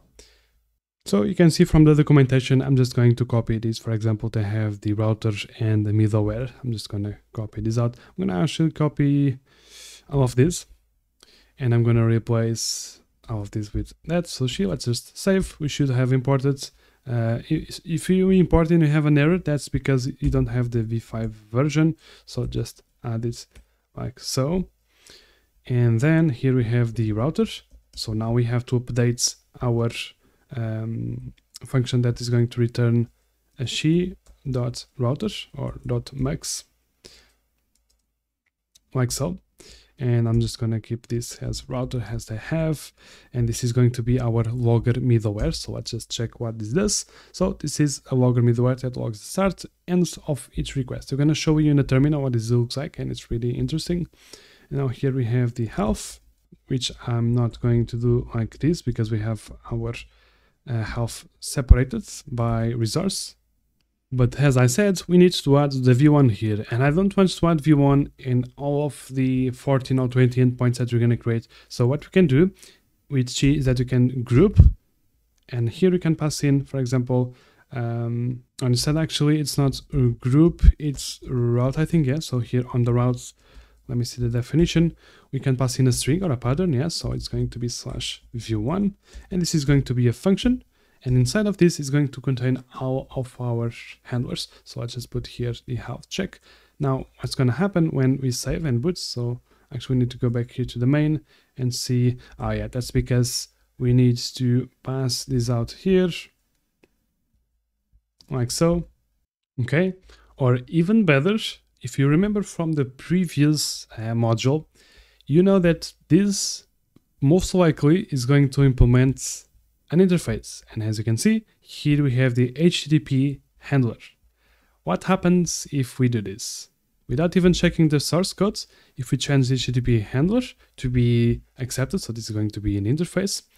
And as you can see, it immediately works, and even on the main it works. So we are not basing ourselves on the implementation of she.handler, but on the HTTP.handler. So very nice of she to doing that. So let's keep it like this. Why? Because if you want to implement your own router, if you want to keep with standard library, if you want to implement Gorilla Max or whatever, or Fiber, you can do that without changing the signature of our functions, okay? Now let's go ahead and test this out. I've just been speaking for too long, so let's go ahead and run this. Our server is running. Let's curl this out. And if you curl, you can see that it's still working, even with the v1. So this is being applied correctly. And as you can see, we have here our first middleware that we do not code. It's just coming in from she and this ecosystem. And as you can see, we got a get for this URL. This is the from the address. And here we have the response status and all of that, and the time the response took. So we're going to use this in the future. Is going to help us a lot. So that is nice. And just to finish off, another middleware very important that we want to add is going to be, let me just go to middleware.recoverer, this one. And what this does is that this is going to recover from a panic or something like that. So let's just add this one at the top and make sure that we can recover from panics very easily without us implementing anything. Because usually the implementation for this is a little bit ugly, and as we're going to see, we're going to also implement gracefully shutting down of our server, but I'm going to keep that to the end because that is not interesting for now. Now here on the she documentation, they also describe a more of a good base if we want to build a REST API, which is what we're doing. So what I'm going to do is that I'm going to copy this as a good stack, a good base stack of middlewares, and we're going to use them later in the course. So I'm just going to add them here with the order that I have. So, and I also have here a way to set up a timeout for requests, which will signal CTX done. So we're going to use this context everywhere and we're going to pass it down. So this is going to be very useful as well. And then you can see how they are going to build the REST API, and this is what we're going to end up with as well. So you can see that they use the routes to restify the routes, and then you can use stuff like this and looks, and it's pretty nice to work it. So I really like this. We're going to implement even something like this with the article context, which fetches the article, so we don't have to do validation per endpoint and so on. Okay, so I have just saved, but as you can see, nothing has been reloaded here, and I really like to work with auto reloading or auto reloading when I'm working or programming in any language. Go does not give this out of the box, which makes sense, okay? But there is tools and ways that you can implement this, and there is a CLI tool which I really like, and it's the one that's mostly used, which is airverse air, and this is what used to hot reload your application. We're gonna set up this our own so that we can go through the course and have auto reloading for us, which is going to save a lot of time and a lot of stopping the server and booting up whenever a change, because we're going to make a lot of changes, right? So I have already installed this in my machine. I'm going to leave a link below the video and school, so you can see how you can install it on your machine. You can even install it Docker Compose, however you like. There is a bunch of options here. I have already done this before with Docker Compose. It also works well. So to get started, what we need to do is, this is the usage, so we can just do an air init. This is what I'm going to do. So let's go back to our projects and let's go and stop the server. Let's do an air init. And here, as you can see, we have a new file created, which has configuration for us. And this is pretty much a bunch of things that we can change, and some things that we want to change is to exclude the directories or exclude files and the path for our bin, right? So let's change this according to our project. And the first thing is that the temp dir for us is going to be the bin. So we're going to change this everywhere here. So the bin is just, I'm going to actually replace all of the usages of temporary with bin. So we are also ignoring this file. If you have any directory that you want to exclude, for example, if you have here your web application, you use here. So you don't want to watch for TypeScript changes or JavaScript file changes, just go. And then we also need to change the commands. So whenever we boot up air, this is going to run these commands, and we don't have anything in the root. So what we have is that the cmd /API/anything.go. Or in this case, we can even just omit this and just leave it like so. And then finally, I'm just going to exclude also the docs folder because currently you don't have anything here, but we're gonna have, and also the scripts. I think it's fine. What more can we ignore? I don't think we can ignore anything else for now. If we have any new folders, make sure to evaluate if they should be ignored or not. So let's test this out. So let's just go to the console and hit R. And as you can see, our server has been started, and let's change something. For example, I'm going to change the port to be 300 or 300, yeah, 3000. And as you can see, it's changed to 3000, and it didn't even notice when I changed to 300 and I saved because it was too fast. So it only saves, it has like a timeout or a delay before it does this. So that's pretty nice. So let's put it back to 8080. And there we go. You have hot reloading in your project. So if you remember from the 12 factors that we saw at the start of the course, we should aim to make our application configurable at runtime, regardless where it's deployed. So that's what we're going to do, and we're going to do it right now, so that we get through this boring stuff and we can focus on the next modules, which we're going to cover business logic and creating value to our customers. So it's going to be more fun. I just want to get this out of the way. So you probably already know this, but the basic idea is that we can access environment variables from the runtime with the os.lookup env. So this is what we're going to be using, so os.lookup env. And if you have any environments in your runtime, for example, you might have path or something like this, we're going to be able to get it. And the way that you load them into your runtime, it doesn't matter. I'm going to show you two ways that are usually done and the way that you're going to be doing it, so that you can choose whatever suits you best. So the first thing is, let's create is that we want to load this address from the runtime, right? So we're going to run on 8080, but we might want to run on a different address when we deploy it. So let's go to internal and let's create our first reusable package called env. And here on env, I'm going to create a file called env.go from the package env. So this is going to be a function that all it does is it gets the environment variable, has a string, and it receives a fallback as well. So I'm going to call this get string. It's going to receive a key and a fallback, which is going to be both a string, and it's also going to return a string. So the first thing we're going to do is, of course, do the os.lookupEnv by the key, and this returns either the value of the key or a boolean to see if the value has been found. If it has not been found, we're going to return the fallback. Otherwise, we're just going to return the value. Now, why did I create the package for this? Is, of course, there's third-party package we can use for this, but don't do that because it's so easy to implement one and there's no use for that. The default value is a string, so Golang already transforms this into a string.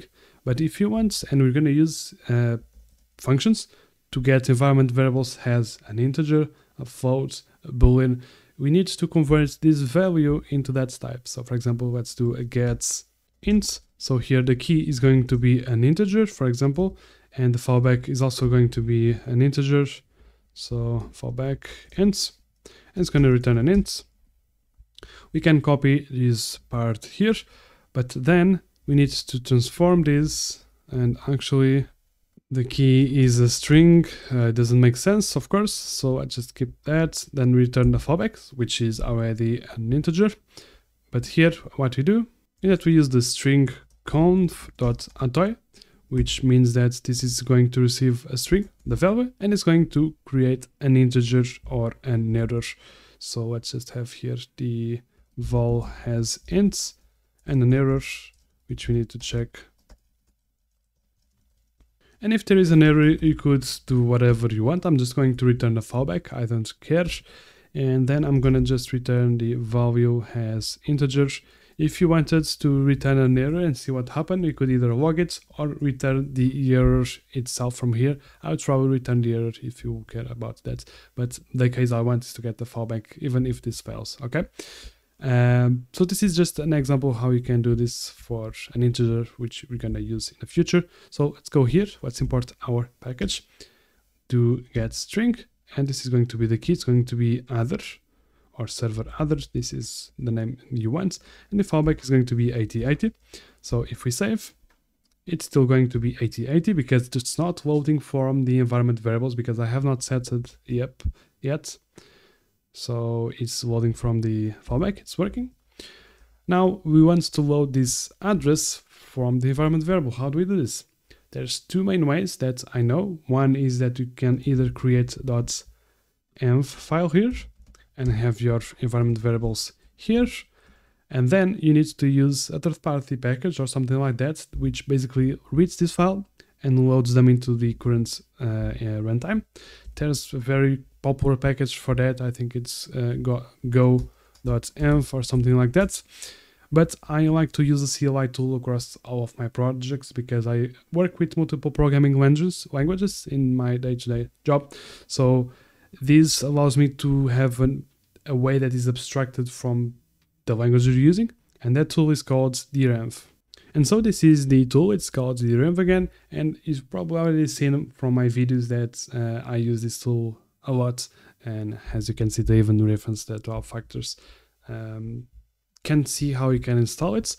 Basically install it on your machine, has a CLI tool, and then all you need to do is come here and create a .env .rc, I think, .env.rc, and the syntax is pretty much the same as the .env file, but instead you're gonna write an export. This is how it knows, because you might write variables that you don't want to export.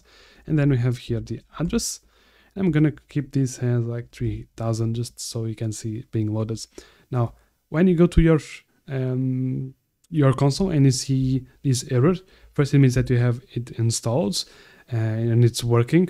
And we need to basically approve. We have to do DRenv.allow. So now you can see that this is in our current environment. So this variable here. And if we start again our server, you can see that it loads up with the address environment variable. Okay, so this is how it works. Now, if you go back and you want to change this to B8080 as we're using, if you go back, you need to do the same exact thing. So this is not gonna see that change. So you need to do again DRenv allow. Every time you change the environment variables, you need to do this, but you don't change the environment variables that often. And this is a good safety feature as well. So this is pretty much the whole setup. Now we're ready to start writing business logic, and on the next module, we're going to start with a very important video, which is the repository pattern. So we're going to go back here to the internal, and we're going to start working on our storage layer abstraction.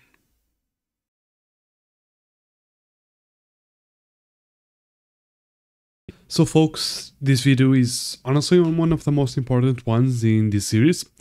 If you take something away from this course, let it be this, the repository pattern.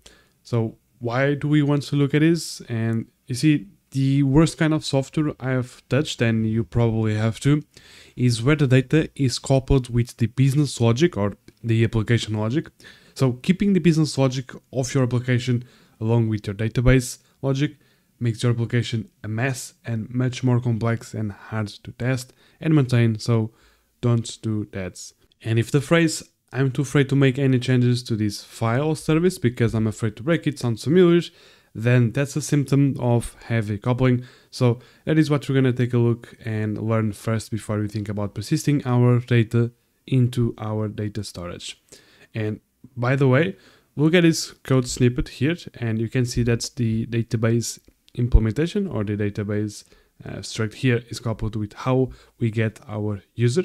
So if we want to switch storage, which you most likely wouldn't do that, but it is a very good metric to use and to consider, and you would need to refactor this function and all the ones consuming it if you would want to do that. Also, if you want to test it, good luck, because you'd have to probably mock this whole struct here. And yeah, but firstly, let's just go over it. So here we have a connection to a Postgres database, and then we get the user. But the thing is, we pass in the database implementation directly into the get user ID. So whoever uses this function knows that this get user function is using a SQL connection behind the scenes, and you have to pass it, which is not pleasant at all. So you can see how we're coupling the database to the business logic, and in this case, we have business logic here, but we are coupling it with the data fetching. Now, take a look at this new example that I have just written.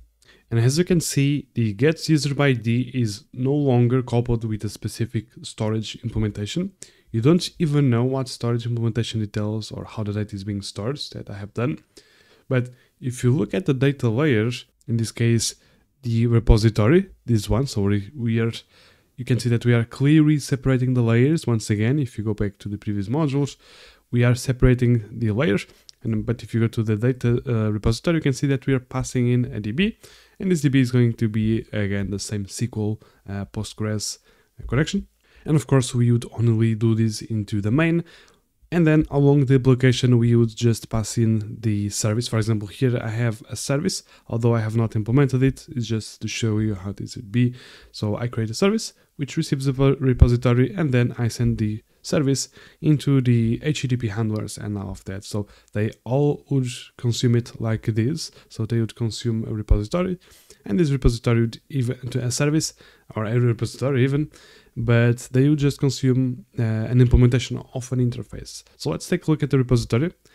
And as you can see, this is an implementation of the Postgres, so Postgres user repository. And here we have the database, the SQL database.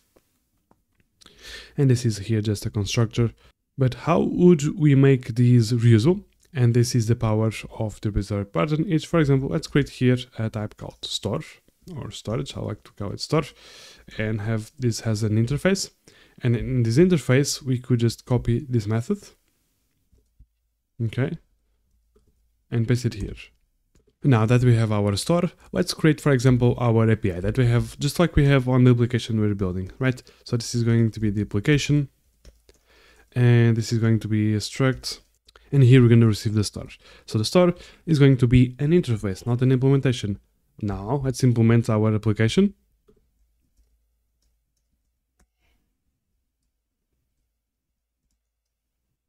And here we pass in the store. Now, which store we can send? For example, let's send the user repository. And the user repository is a valid store, right? Because the user repository implements this interface. It implements the gets by ID with the same signature. And here is the implementation for a SQL storage. Now, let's imagine that we have another storage called in-memory repository. For example, I'm just speed typing this. I know there's a typo there. Now let's imagine that we have here a user's slice. Okay, and then you'd have to implement this like so as well. Okay, so here is the function to get the user by ID. Now let's, for example, create a new, let me just fix this typo here. Like a new in-memory repository. Let's go here, in mem rep. And I'm gonna just send in it here. And as you can see, it is a valid implementation. It's, for example, we would change this to be, I don't know, another user. And we make this a pointer. You can see that it fails the check, right? So this is pretty much it, the repository pattern. It's the idea of having a centralized repository with the methods, and then we send implementations, or we inject implementations into the runtime, just like we did here, okay? And another thing is that by being able to implement our own implementations of the store interface, for example, what we did with the in-memory would be a very use case for a test. So we could send that in-memory storage to test, because we don't want to test, we might not want to test the Postgres integration. So if we're doing a unit test, we might want to mock it instead of having the connection live. So implementing stuff like this is very useful for that as well. And this is a very good metric. So yeah, the idea of using the repository pattern is to abstract our database implementation by defining the interaction with it through an interface. You need to be able to use this interface for any database implementation, which means it should be free of any specific implementation details, just like we have it here. So, and by the way, we can avoid vendor lock-in and easily swap databases if needed, as I have said. And if you want to swap database without much hassle, that means it's a good sign that you have a good implemented repository pattern. And in practice, this situation where you change database is rare, but it's a good metric. And as well, a helpful side effect of this is that we can defer the decision of which database to use or to implement later on into the project lifecycle. And by the way, if you want to read more about the repository pattern, this is a resource that I really recommend from 3.labs. It's very extensive, and this is basically a series of posts where they build an application from DDD. So take a look at it if you want to read more about it. And just to give you a final example on how this would look like into our final project. So this is the final project that we're going to be building. And I just want to show you how this is going to look like. So if you go here to API, let's go, for example, to the api.go. Just like what we are building, here we have the routes in the middlewares. And for example, let's check here this middleware. So this is authorization check. So it checks if the post ownership is a route only allowed by this role. And if you go inside it, and let's go into the check role precedence, we can see that we access the store and the part of the store about the roles. So this is the roles table or the roles resource, and then we get by name. And as you can see, we don't know which database it's behind here. We just pass a context and the role name, and we get the role name from there. But we don't know anything about the implementation. And the cool thing is that we can easily test it, and we do some tests here on the users. So as you can see, we create a test application. And on this test application, we create a fake store. Where is it? It's here. We have a mock store. And on this mock store, we can just create a fake store like this, as you can see. And this is the implementation for that mock. So without any proper implementation and connection to the database. And for example, the same for the post handler. So if we go here and just scroll a bit, you can see that we interact with the posts, update, and we pass in just a context without knowing anything about it. So if you take a look at the store, this is going to be pretty much it. So let's go back to our project and start building something like this, so that in the next video we start implementing the actual storage persisting data with SQL. And alright guys, so let's finish off this repository pattern video. And the way that we're going to do this is that we're going to start by implementing it in our project. So this is very important, and there is going to be some decisions that we need to make here. And I'm going to show you a crucial decision that I made, which might go a little bit against coupling, but I'm going to show you now. So I'm going to create a folder called store inside of the internal. So this is going to be where your repositories, your data, you might call this data or repositories or whatever you suits you best. I like to call it store. And then I have a storage.go file, which is going to be inside of the store.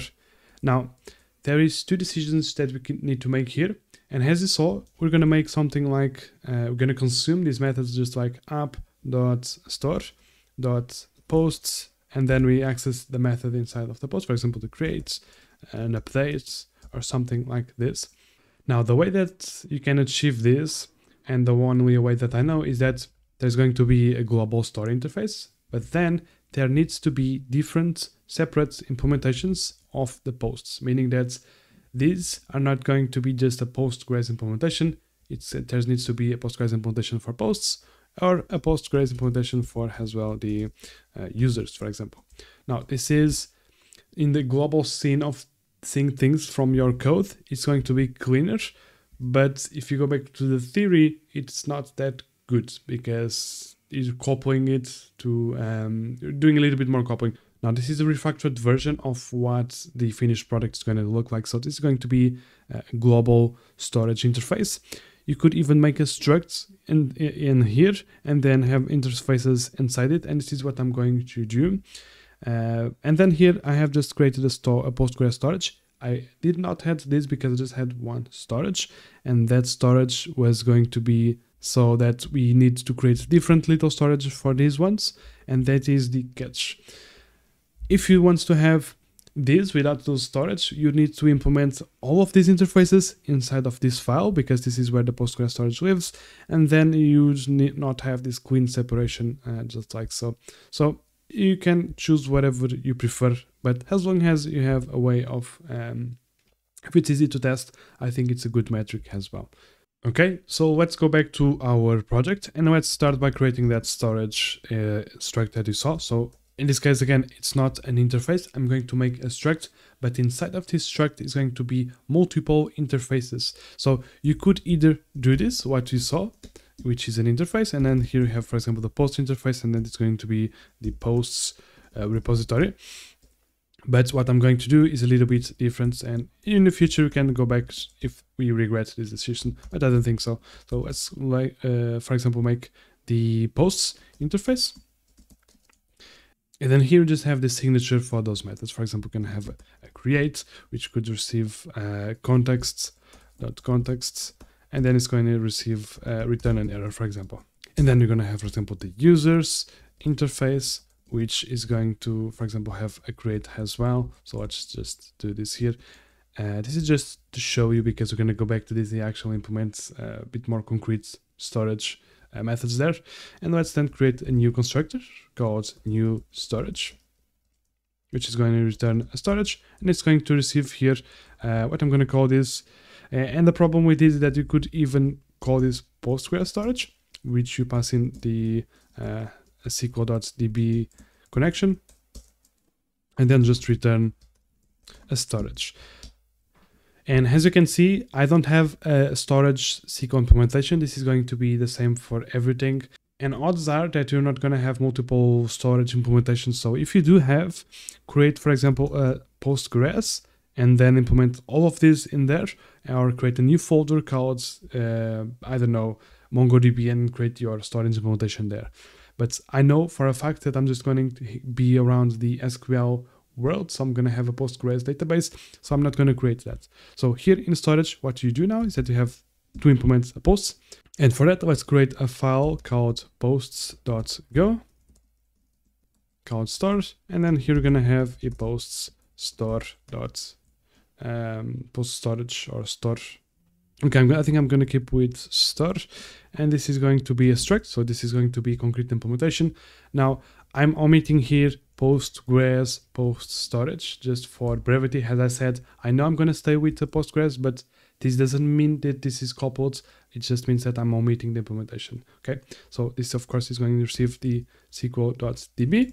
Again, here we have the details of that implementation. So, and then here we're going to have the method for the create. So let's just have here a boilerplate. It's going to be post store.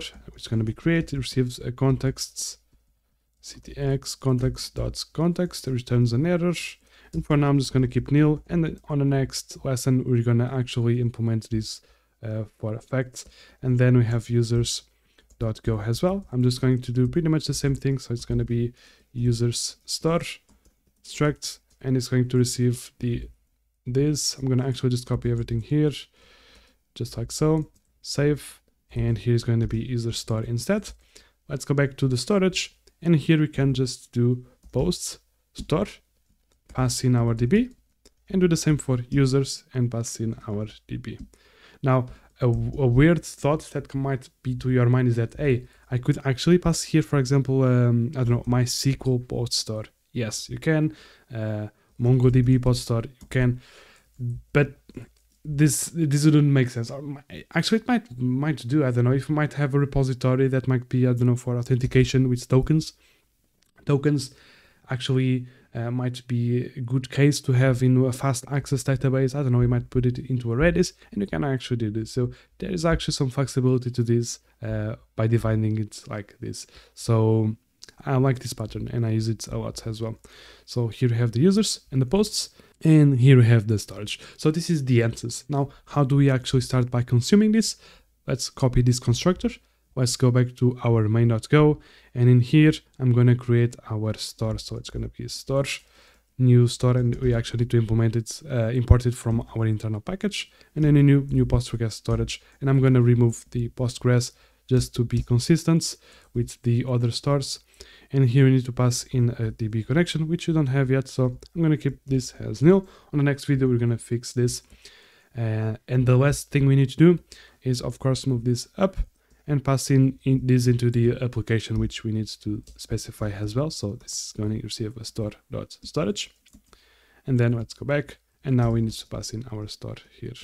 Okay.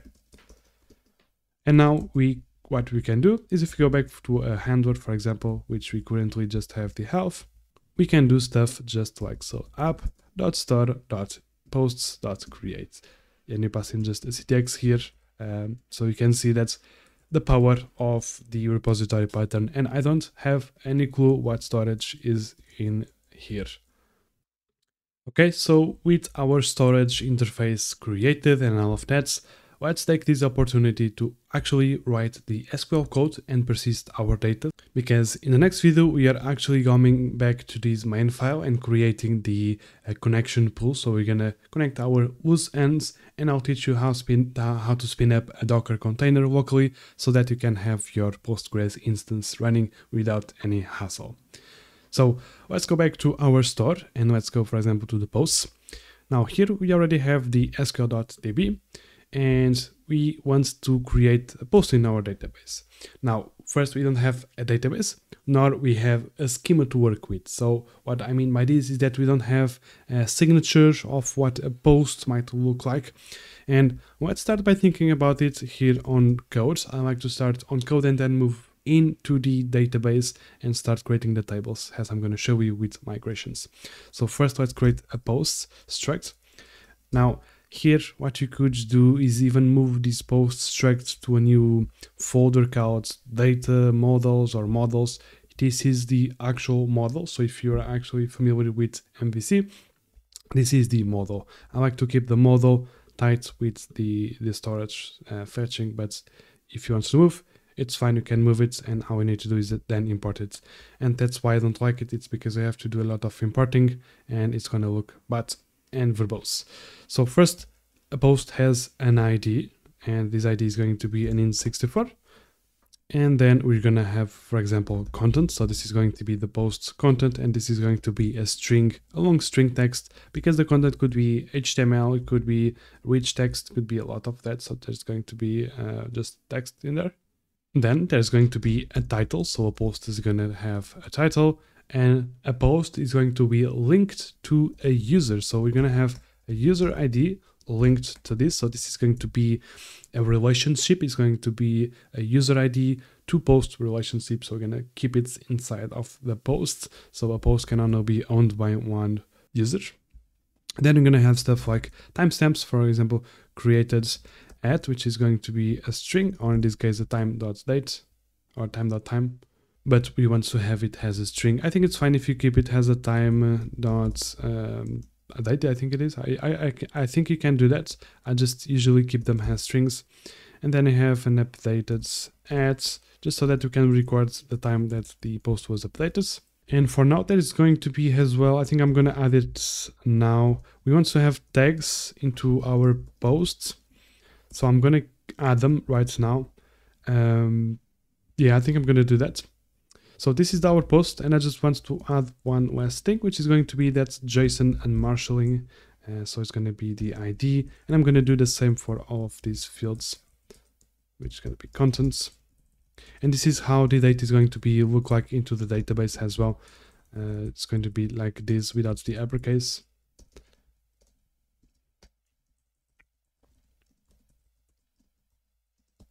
Just like so. Okay, so now that we have our posts struct, we can actually start returning, or in this case, the way that it's gonna work is that I'm gonna create a post, but we need to pass in some payload, and this is going to be the post or a pointer to a post.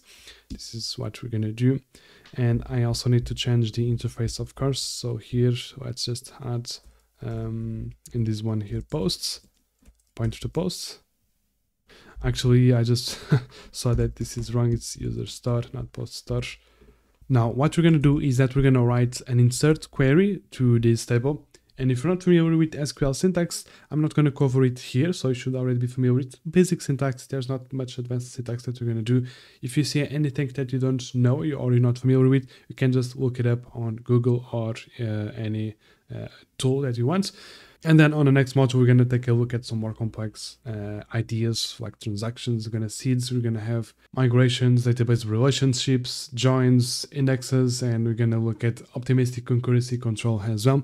So a lot of stuff that it's good if you have some base. So let's go ahead and insert into posts. And this is the data that we're going to insert into. It's going to be the contents, the title, the user ID, and what do we need more? The tags. And I think that's it, because created that and updated that. I like it I like them to have and to be generated on the database layer. So they're going to be a default value on the column, just like the ID is going to be auto-generated. Then I'm just going to move this into a new line, and I'm going to have values, and these values are going to be coming from this struct. So I'm going to have them generated like so. And I want to return the ID, I think just the ID for now. Or actually, maybe we might want to decorate that because we don't know the value of that, and the updated at as well, so that we fill in our post with this data. So that's how this is going to work. So we're going to send this as input, and then we're going to mutate this post, or you could even just return it, but I like to do it like so. I'm going to update it with the new properties that are going to be generated on the database layer, okay? Then what we're going to do is that we're going to access the store. So we're going to do s.db.query context. I'm going to use the context variation because we can then pass in the context here, and we just pass in the query. And then the values in order. So this order is going to matter. So I'm just going to put this into a new line here. The first one is going to be the content. So it's going to be posts.contents. Then we're going to have the posts.title, posts.user.id, and the post.tags. Now, the post.tags, it's a slice. So there's a difference between those values here.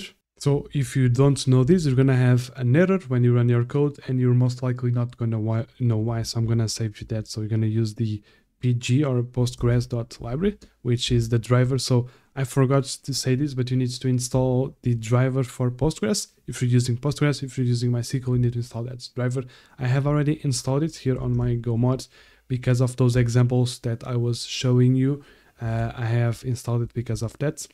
So we need to install that, and then on the next video, when we're going to go over the connection pool and how to connect, then that is going to be important. But for now, we're just going to use it to get the array type. And here we're going to pass in the post.tags, which is an array, or in this case, a slice in Go. Then what we need to do is actually scan this, and it's not showing here. Oh, I see why I have a typo here. So this is query row context, so my bad on that. And here now we have access to the scan methods.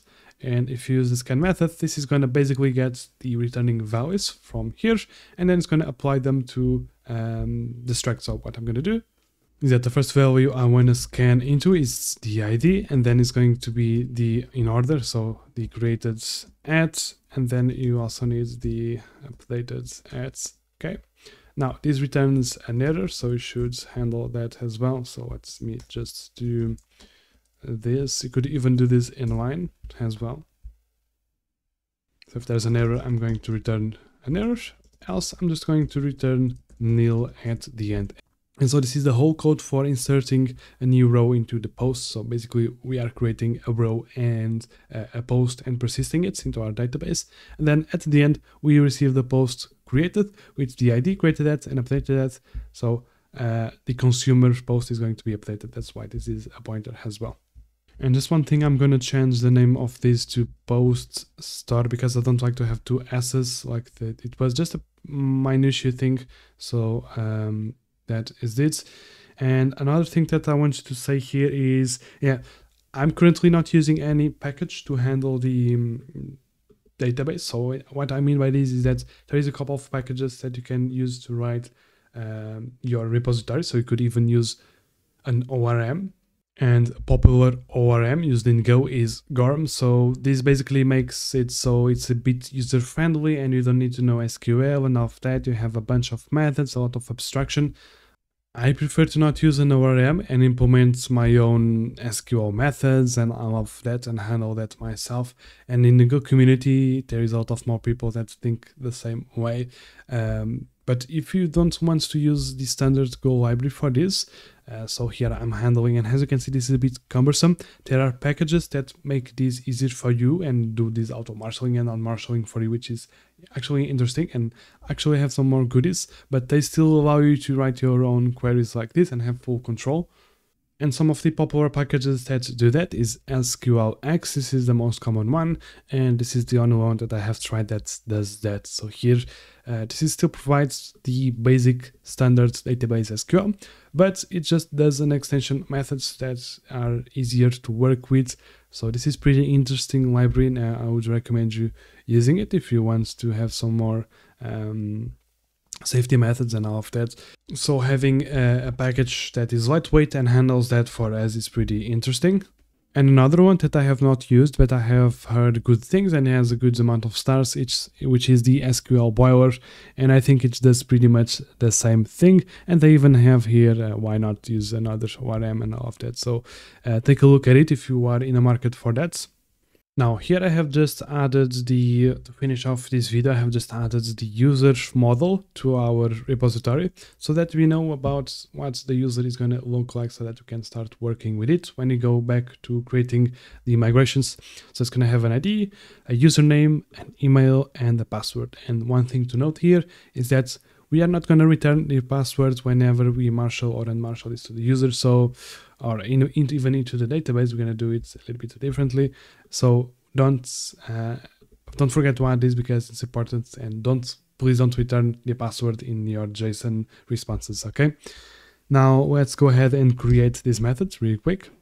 So just like the post insert, this is very similar. So we have insert into users, we pass in the username, the password, and email, and we pass those values and we return the ID and the created that. So let's do the same thing. So let's just, that we're gonna have an error from here, s.db.query row context. We pass in the context, and I forgot to insert here the user has a payload. So we're gonna do the same strategy, and we're gonna send in the new line, the user.username, and then the second one is the email, or in this case it's the passwords, and then the final one is the email. Then I'm gonna scan into the posts or the user. My head is still thinking about the posts. It's going to be the ID, and the second one is going to be the create that's.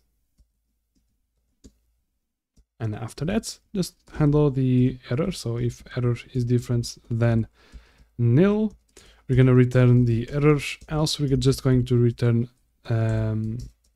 nil. Okay. So this is the implementation for the query, and I forgot to pass in the query, which of course it's the most important part, right? So this is it for the users and the posts. Now on the next lesson, we're going to take a look at creating the connection here.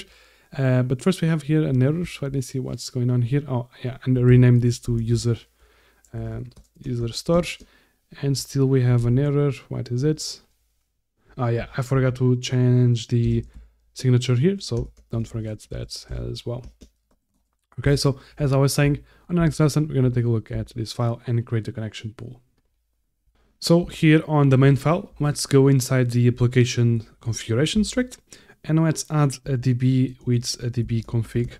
So what we want to do with this is that we want to configure our database into the runtime. So each environment, the development, staging, and production environments that we might want to have, all have different database. So we want to be able to configure this into runtime. And as you remember from the 12 factors, this is a very good thing to have. So a must actually. So let's configure this. We don't want to hard code anything into our application. Everything needs to be configurable. That is the way. So the first configuration is going to be the DSN, or I like to call it other for consistency with every address that I use. So I'm going to pass in an address directly instead of being a user, a password, and all of that. So we're going to pass in a string, if you're familiar with that. And then we're going to have some other configurations like the max open, how was it? It's max open connections. It's going to be a string. It's going to be the max idle connections as well. And then I have the max idle time, which is going to be a time dot duration. Or actually, I might just keep it as a string for now, and let's see how it goes. So this is going to be the database configuration. Let's go back here and let's start by creating that configuration here. So it's going to be It's going to be here db. I actually did something wrong because this needs to be on the configuration and not on the application. These are dependencies, this is configuration, it's different.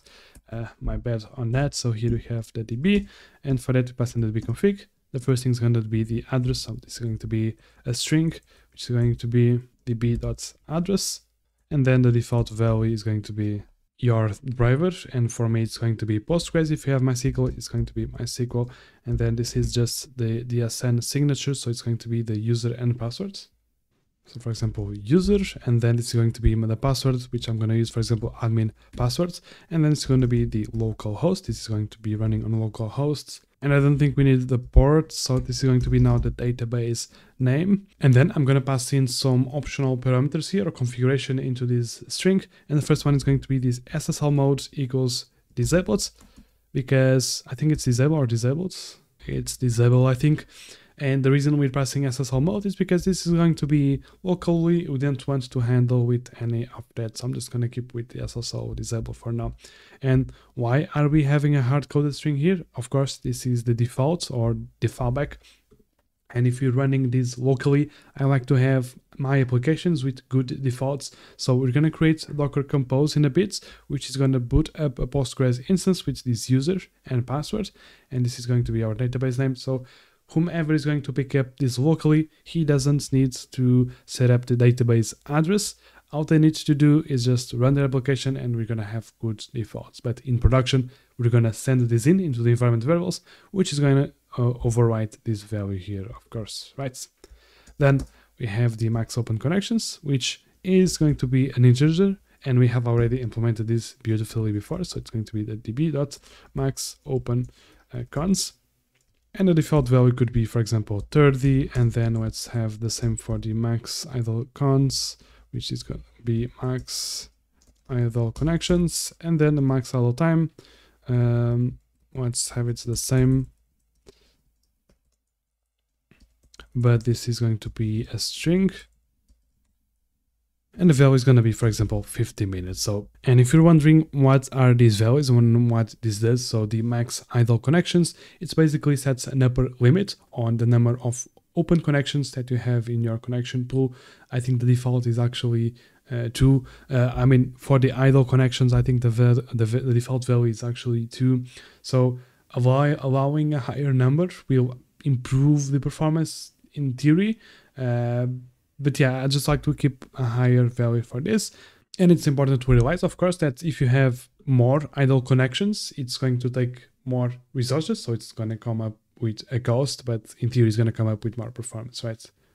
And to quickly over the max connections, it's basically the same thing, but for open connections. So the higher the number, in theory, the higher the more concurrent queries that you can make, right? So this is pretty much why we have these configurations here.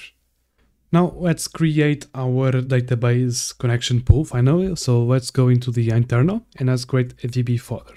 Now you can either do this here at the main, or you can move this into a package. At the start, I usually start by doing it here at the main, but as time goes on, and if I need to reuse that connection, I move it to an internal package. So I usually start simple, and then if I need to reuse, I actually package it. But I know that I'm going to use this for the main connection, as well as for the seeding and all of that. So I'm going to reuse that connection instance.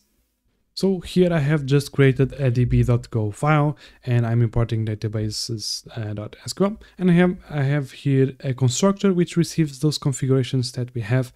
Again, I am not passing in the configuration as a struct and importing the struct from here, because remember, internal packages should not know about the external world. So I'm being a bit repetitive here, but the trade-off is worth it in my opinion. So let's open a database connection, so pretty standard. So SQL.open, you pass in the driver, so it's going to be Postgres. And then you pass here the address or the connection source name. We're going to handle the error, which is just going to return it, and the parent is going to handle it. So I'm going to return nil and an error. Now that we have the connection, we need to ping it. And when I mean connection is, I mean sql.db. Now we're going to have a connection now because we're going to use that database.ping context. So we're going to pass in a context. why we want to pass in the context and what is this ping. Firstly, if you go into the definition, I don't think this actually shows you, or does it? I think it's the ping one that has, let me see. So yeah, I think the MySQL driver has more configuration, but basically this verifies the connection to the database if it's still alive and establishes a connection. So this is actually what it establishes the connection with. It's the ping one. So pass in here a context. We're going to create this context here. Why we want this context? That's because we're going to create a timeouts with context with timeouts. So we want to use the context.background and we want to set a timeout of, for example, 5 seconds. It's usually what I use. And this also receives a cancellation signal. So let's just defer this cancellation signal. And then we have here a context. So if it takes more than 5 seconds to connect, we're going to have a timeout. Okay. It's going to return an error. And that is it what it returns. So let's just reuse this error. I'm going to do this in line. So if there's an error, we're going to just handle it here and return just like we did above. Here we're going to return the database driver and a nil error.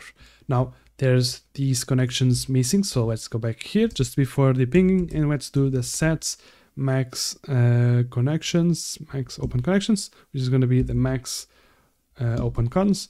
Then let's do the same for the sets idle connection, so max idle connections, and this is actually the time. Okay, so this is the max idle time, so I'm gonna put this like so, and this is going to be a string. So or I see actually what we want to do. Okay, I'm gonna do this.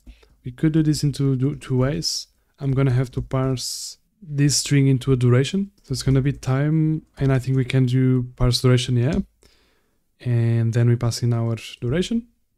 This is going to return an error as well. And let's handle that here. And then we have the duration. So you know what a cleaner way would be is to create a getEnv with this function. For example, so I'm not going to do this because I'm not sure if we're going to have too much durations into the environment variables, but we do, if we do, create here an env, go here to the env and create a get duration, and you do this parsing on that get env, and then you get your environment variable has a duration. If we end up seeing this case, I'm going to do that. Otherwise, I'm just going to keep this here so we keep things simple. Then I'm going to set the max idle connections finally. So max idle connections, just like so. I'm going to move this up here, and I think this is it for the connection pool.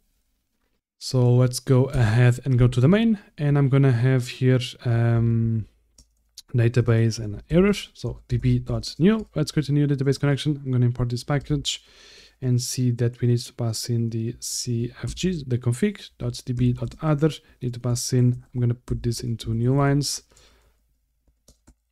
So it looks cleaner. So db.max open connections. Let me see which one it is, max open connections, and it's the idle connections, max idle connections, and finally it's the max idle time.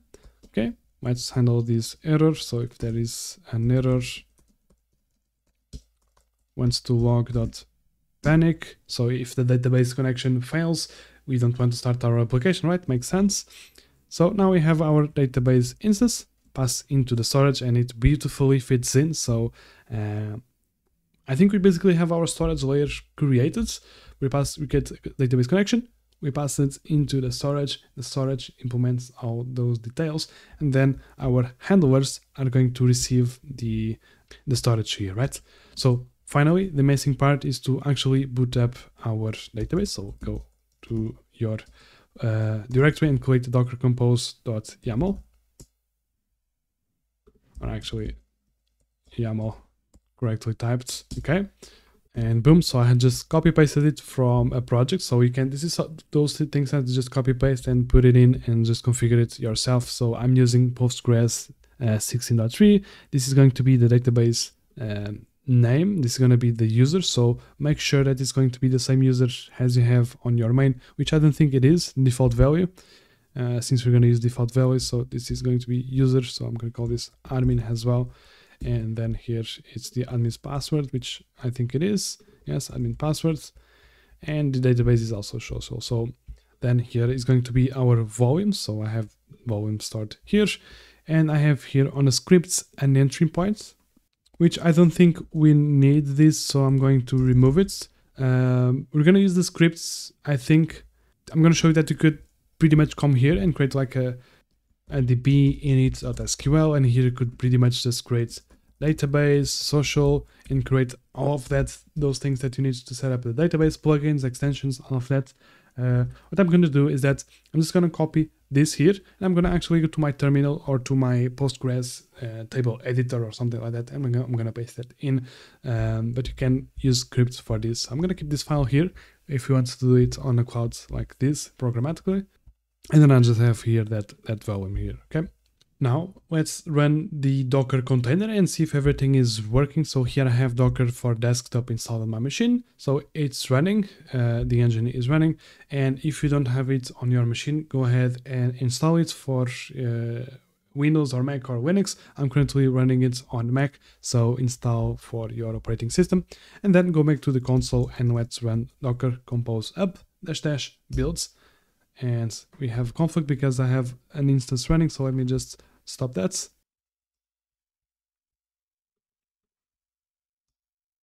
And now it's working, okay?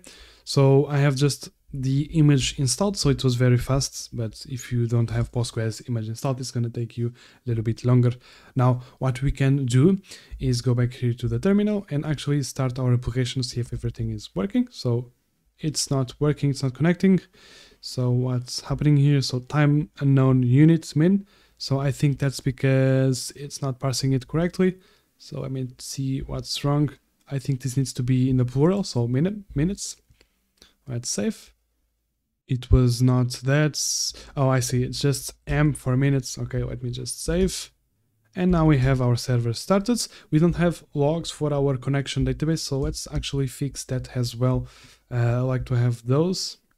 So here on the main, and there is a very important thing that I was forgetting, which is to close your database. So db.close. If you see, they have this method close, so you have to close your connection to clean up the resources. And then I'm just going to do print f and db connected, or actually just a print line and db connected, or even better, just database connection pool established. Okay, so let's go back. And as you can see, if we even just restart it, you can see that we have the database connection pool established, and here you have the server has started. So we are connecting to our database, and I just want to finally show you that you can connect to your database instance running on the Docker container via any other external table editor. You could use the CLI tool called PSQL. That is a very good option, but I prefer to use visual editors because they are easier to work with and fast. And then I like to run a lot of scripts there. So a tool I use is called Table Plus, and basically I'm just going to create a connection, and then we're going to see the database, and I can actually create it from here instead of being a script. What I'm going to do actually is I'm going to stop this, because I want to change my database to be social network, for example. I think I already have a database with that name, so just for me, I'm going to do this and I'm going to show you. And here I need to also change, just so I have the exact results that you guys have. And then I need to add this. And now I have an error because this database does not exist. That's why it worked for me. So I'm going to go back here and I'm going to just call this local Postgres. And this is going to be, if you want to connect to your Docker container, I'm exposing it, so it's going to be on the same port and others. So the local and the default for Postgres is that one. The password is admin password, I think. Database, I don't think I need to specify, do I? I think I do.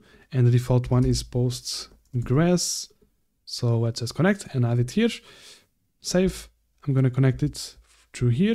And as you can see, this is the database. Yeah, as I said, I have one already created with the finished project. But what we can do is come here and let's just do create database. And I'm going to call this social network. Let's create it. Now we can connect to it via the editor. And as you can see, we don't have anything. But if we go here to our codes and start our server, did I make a typo here? Yeah, I think I did a typo. Yeah, this is wrong. Okay, let me just drop this table and do this again. So I wrote this work like so. Drop. I'm going to create a new table from scratch. So it's going to be social. Yeah, this is what I wrote. Social network correctly. Let's create it. Let's try again. And now it's working. So sorry about that. But as you can see, this is probably what we're going to end up doing. And now we're ready to create the schema, the database schema. So we're going to take a look at migrations and create the user and post tables to start with. Now let's create some of the needed tables for our database for this project. And we already know that we'll be working with users, and those users can create posts. So I have here just laid out the basic structure or relationship that we're going to have. So one user can have multiple posts, but one post can only belong to one user. So it's going to be a one-to-many relationship here. Now, the way that we're going to create these tables in our database, there's really two ways. You could simply go to your preferred SQL editor and create those statements there. So we could just create those tables. However, instead, we're going to write those database changes once, store them in our project, and then run them sequentially. And this process is called migrations. And why would we want to do that? So firstly, this is a reproducible process and it's independent of the environment. So remember the 12 factory principles. When we go back to the cloud, we're going to need to replicate our database structure somewhere on some new machine, or even a teammate wants to reproduce his database into his local DB. Then he could just run a command, and then he's going to have the database structure in his local database ready to be worked with. And secondly, by having files written with SQL in our project, we can keep a history of the evolution of the database schema over the course of our project. And this works beautifully with Git because we can just see different commits and how the project is evolving and all of that. And finally, with migrations, we can easily roll back to a previous state if something goes wrong. So if you want to roll back a change in case of emergency, we can do that very easily. So to sum it all up, what we're going to do is that we're going to use some sort of tool that is going to allow us to manage our migration files. And basically the migration is going to happen is divided into two files. So there's going to be the up migration and there's going to be the down migration. So the up creates the changes and then the down rollbacks those changes. So it's pretty simple to understand, right? And which tool are we going to use? So I'm going to use golang migrate, which is a popular tool to run migrations. It's a CLI program, and I have been using this for a couple of years and it has been working well for me. I'm going to show you another tool that people started liking recently, which works well as well, but I know this one best, so this is the one I'm going to use to teach.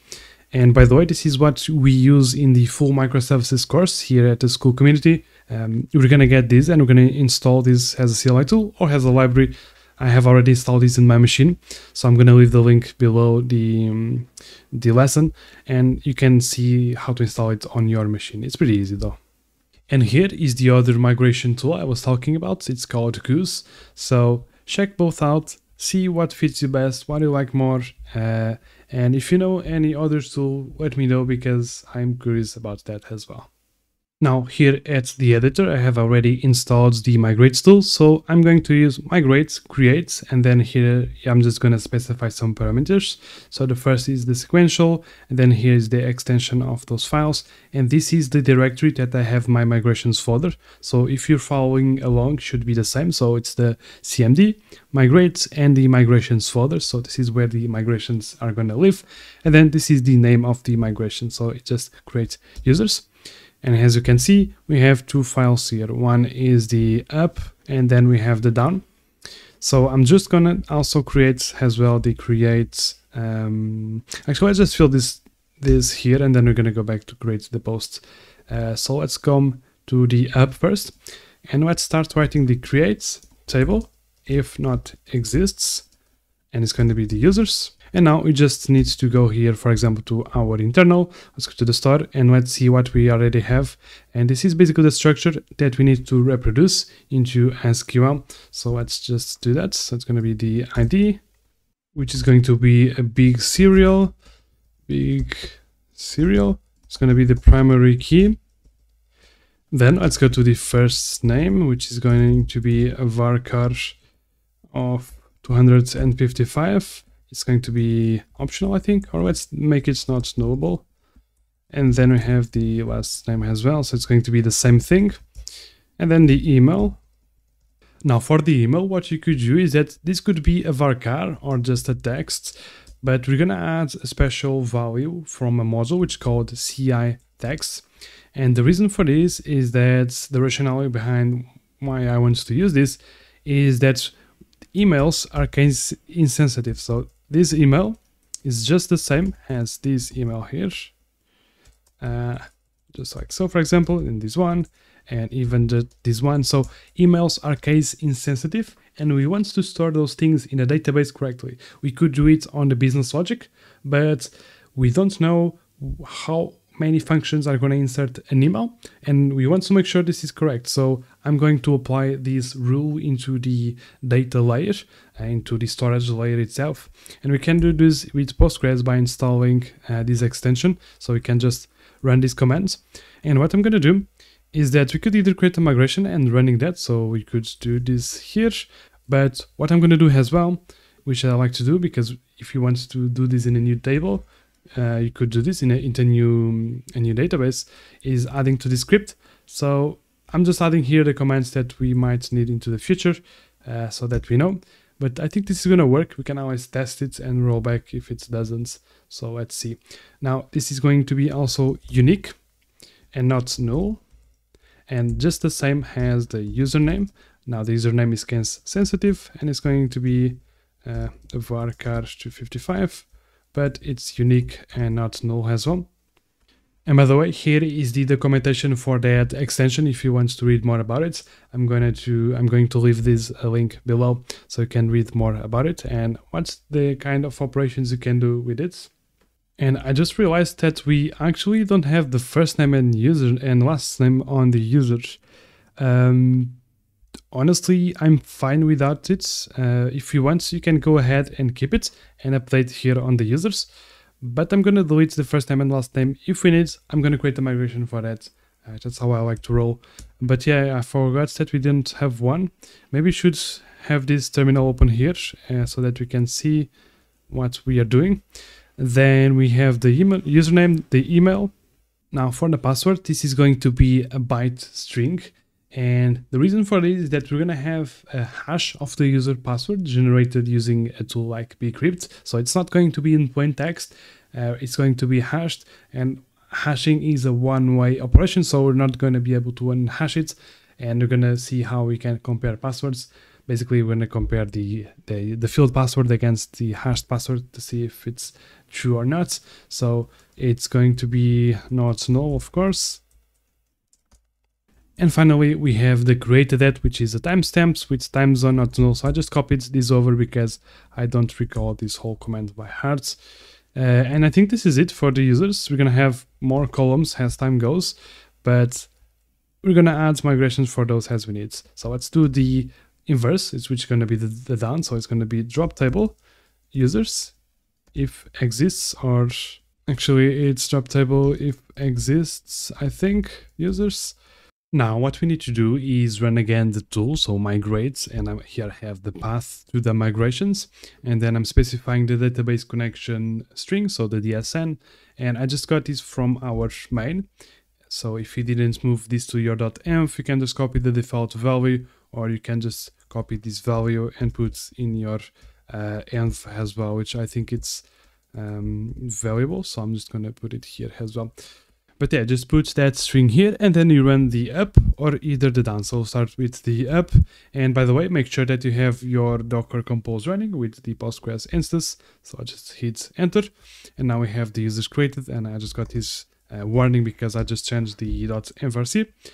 Now, if I go back to my editor, so to my Postgres tool, and I go to the database, Let me just close this one. You can see that I have a bunch of functions created here because I installed this extension. And then here I have the users table, as well as the schema migration. So this is going to be a table with metadata about the schema migrations.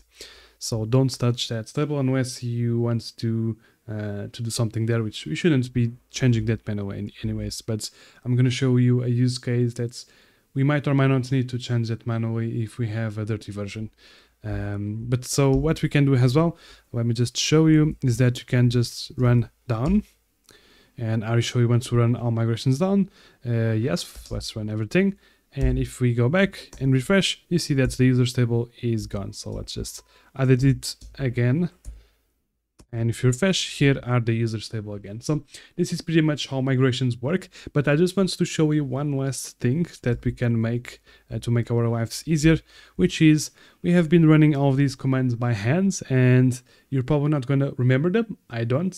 So what we can do is create a make file, and basically make files allows us to store commands here, and we can do a lot of stuff here, but basically you want to use them to store commands and then just run them by a simpler name. So this is a tool that comes with GNU and any distributing system that is based from Linux. So if you have Linux or Mac, you're probably going to have this installed on your machine. If you're running Windows, I'm not sure, but you can search around because I'm pretty sure you can run make on Windows as well, but I'm just not sure if it comes installed or not. And if you don't want, this is completely optional, so you can skip ahead and just run your commands by hand.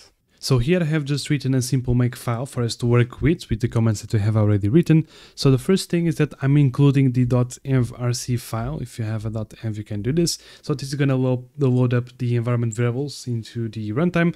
If you're running .envrc with the derenv tool, you probably don't need to do this, but I have just included in case you guys are using the .env.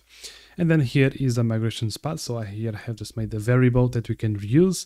Then I have added this funny migrate creates. So this is just a prefix to basically specify that this is an action. This name is an action and not a file. For example, whenever you run, you're going to run, for example, make migration, and then we're going to write a new migration. Whenever we run these commands, sometimes this might conflict with a file. So if you have a file called migration, this is going to cause conflict, and this basically allows you to do that. And another thing very important is in your make file, basically you should not use spaces, you should use tabs. So this is a tab, and if you put 2 spaces, this is going to throw an error and it's not going to be that clear. So this is very important. So if you're not sure, there's probably some tools that auto format the make files. So as long as you know that you should not use spaces here, I think you should be fine. I don't know why that is, it's pretty weird, but it is what it is. And this is basically just a function for you to get the parameters. So for example, what we're going to do is going to do make migration, and we're going to create a new migration for posts. So it's going to be posts creates. And as you can see, we have our migrations created here. So let's do the same thing just before I move out of this chapter, is create the posts table as well. And this one is going to have a relation with the users, if you remember that diagram. And for example, here is the create post, so pretty similar to the users, and here I have the down, and I'm gonna run this, although there is something missing here, which is the foreign key relation with the user. And I just want to show you how you can alter this table and how migration is gonna help us do this. So I'm just gonna run this, and let's just forget that we did not add that foreign key there. So for example, let's just run make migration. How was the name of the command? It was migrate up. So let's just run migrate up, and the URL cannot be empty. Why is that? Did I not allow the env, or is this wrong? This is wrong. Let me go to my .envrc and actually I'm just gonna change this out to be this one here. So the reason I had that is because I usually have 2 addresses. So if we're going to production, what we're going to do is that we're going to have an address. It's going to be, for example, the root address for the database, and then you might have another user which is just to run migrations, and it doesn't have all of those permissions that you'd have. So that is why I usually have that migrated user there. But for now, I think it's fine that we leave it like so. So let's go back and try to run this. We have our posts created. Let's check it out. And here they are. Now we need to add the relationship of the foreign key. So let's do that. So let's create a new table, which is going to be a new migration, which is going to be authors, posts table, for example. And what we're going to do is authors table, posts. And what we're going to do is add constraints, foreign key. And I think we need to specify here the name, foreign key. It's going to be fk user, just user ID, which is going to reference the users table on the ID value. So let's see if this syntax is correct. I'm going to format it. And the down is going to be authors table posts drop constraint fk users. And let's save and run everything, and let's see what happens. So make up, and if you go back here to users, actually posts, and we have the structures, we can see that we have an index, but we don't have, or we actually do, we do it have here. Okay. And so this is migrations in a nutshell, and this is pretty much how we're going to use with migrations. We're going to create stuff to change the database, and we're going to basically run them, and it's going to be pretty much it. Once we go to the clouds, we're going to run all of the migrations we have created so far in order, and it's going to work beautifully.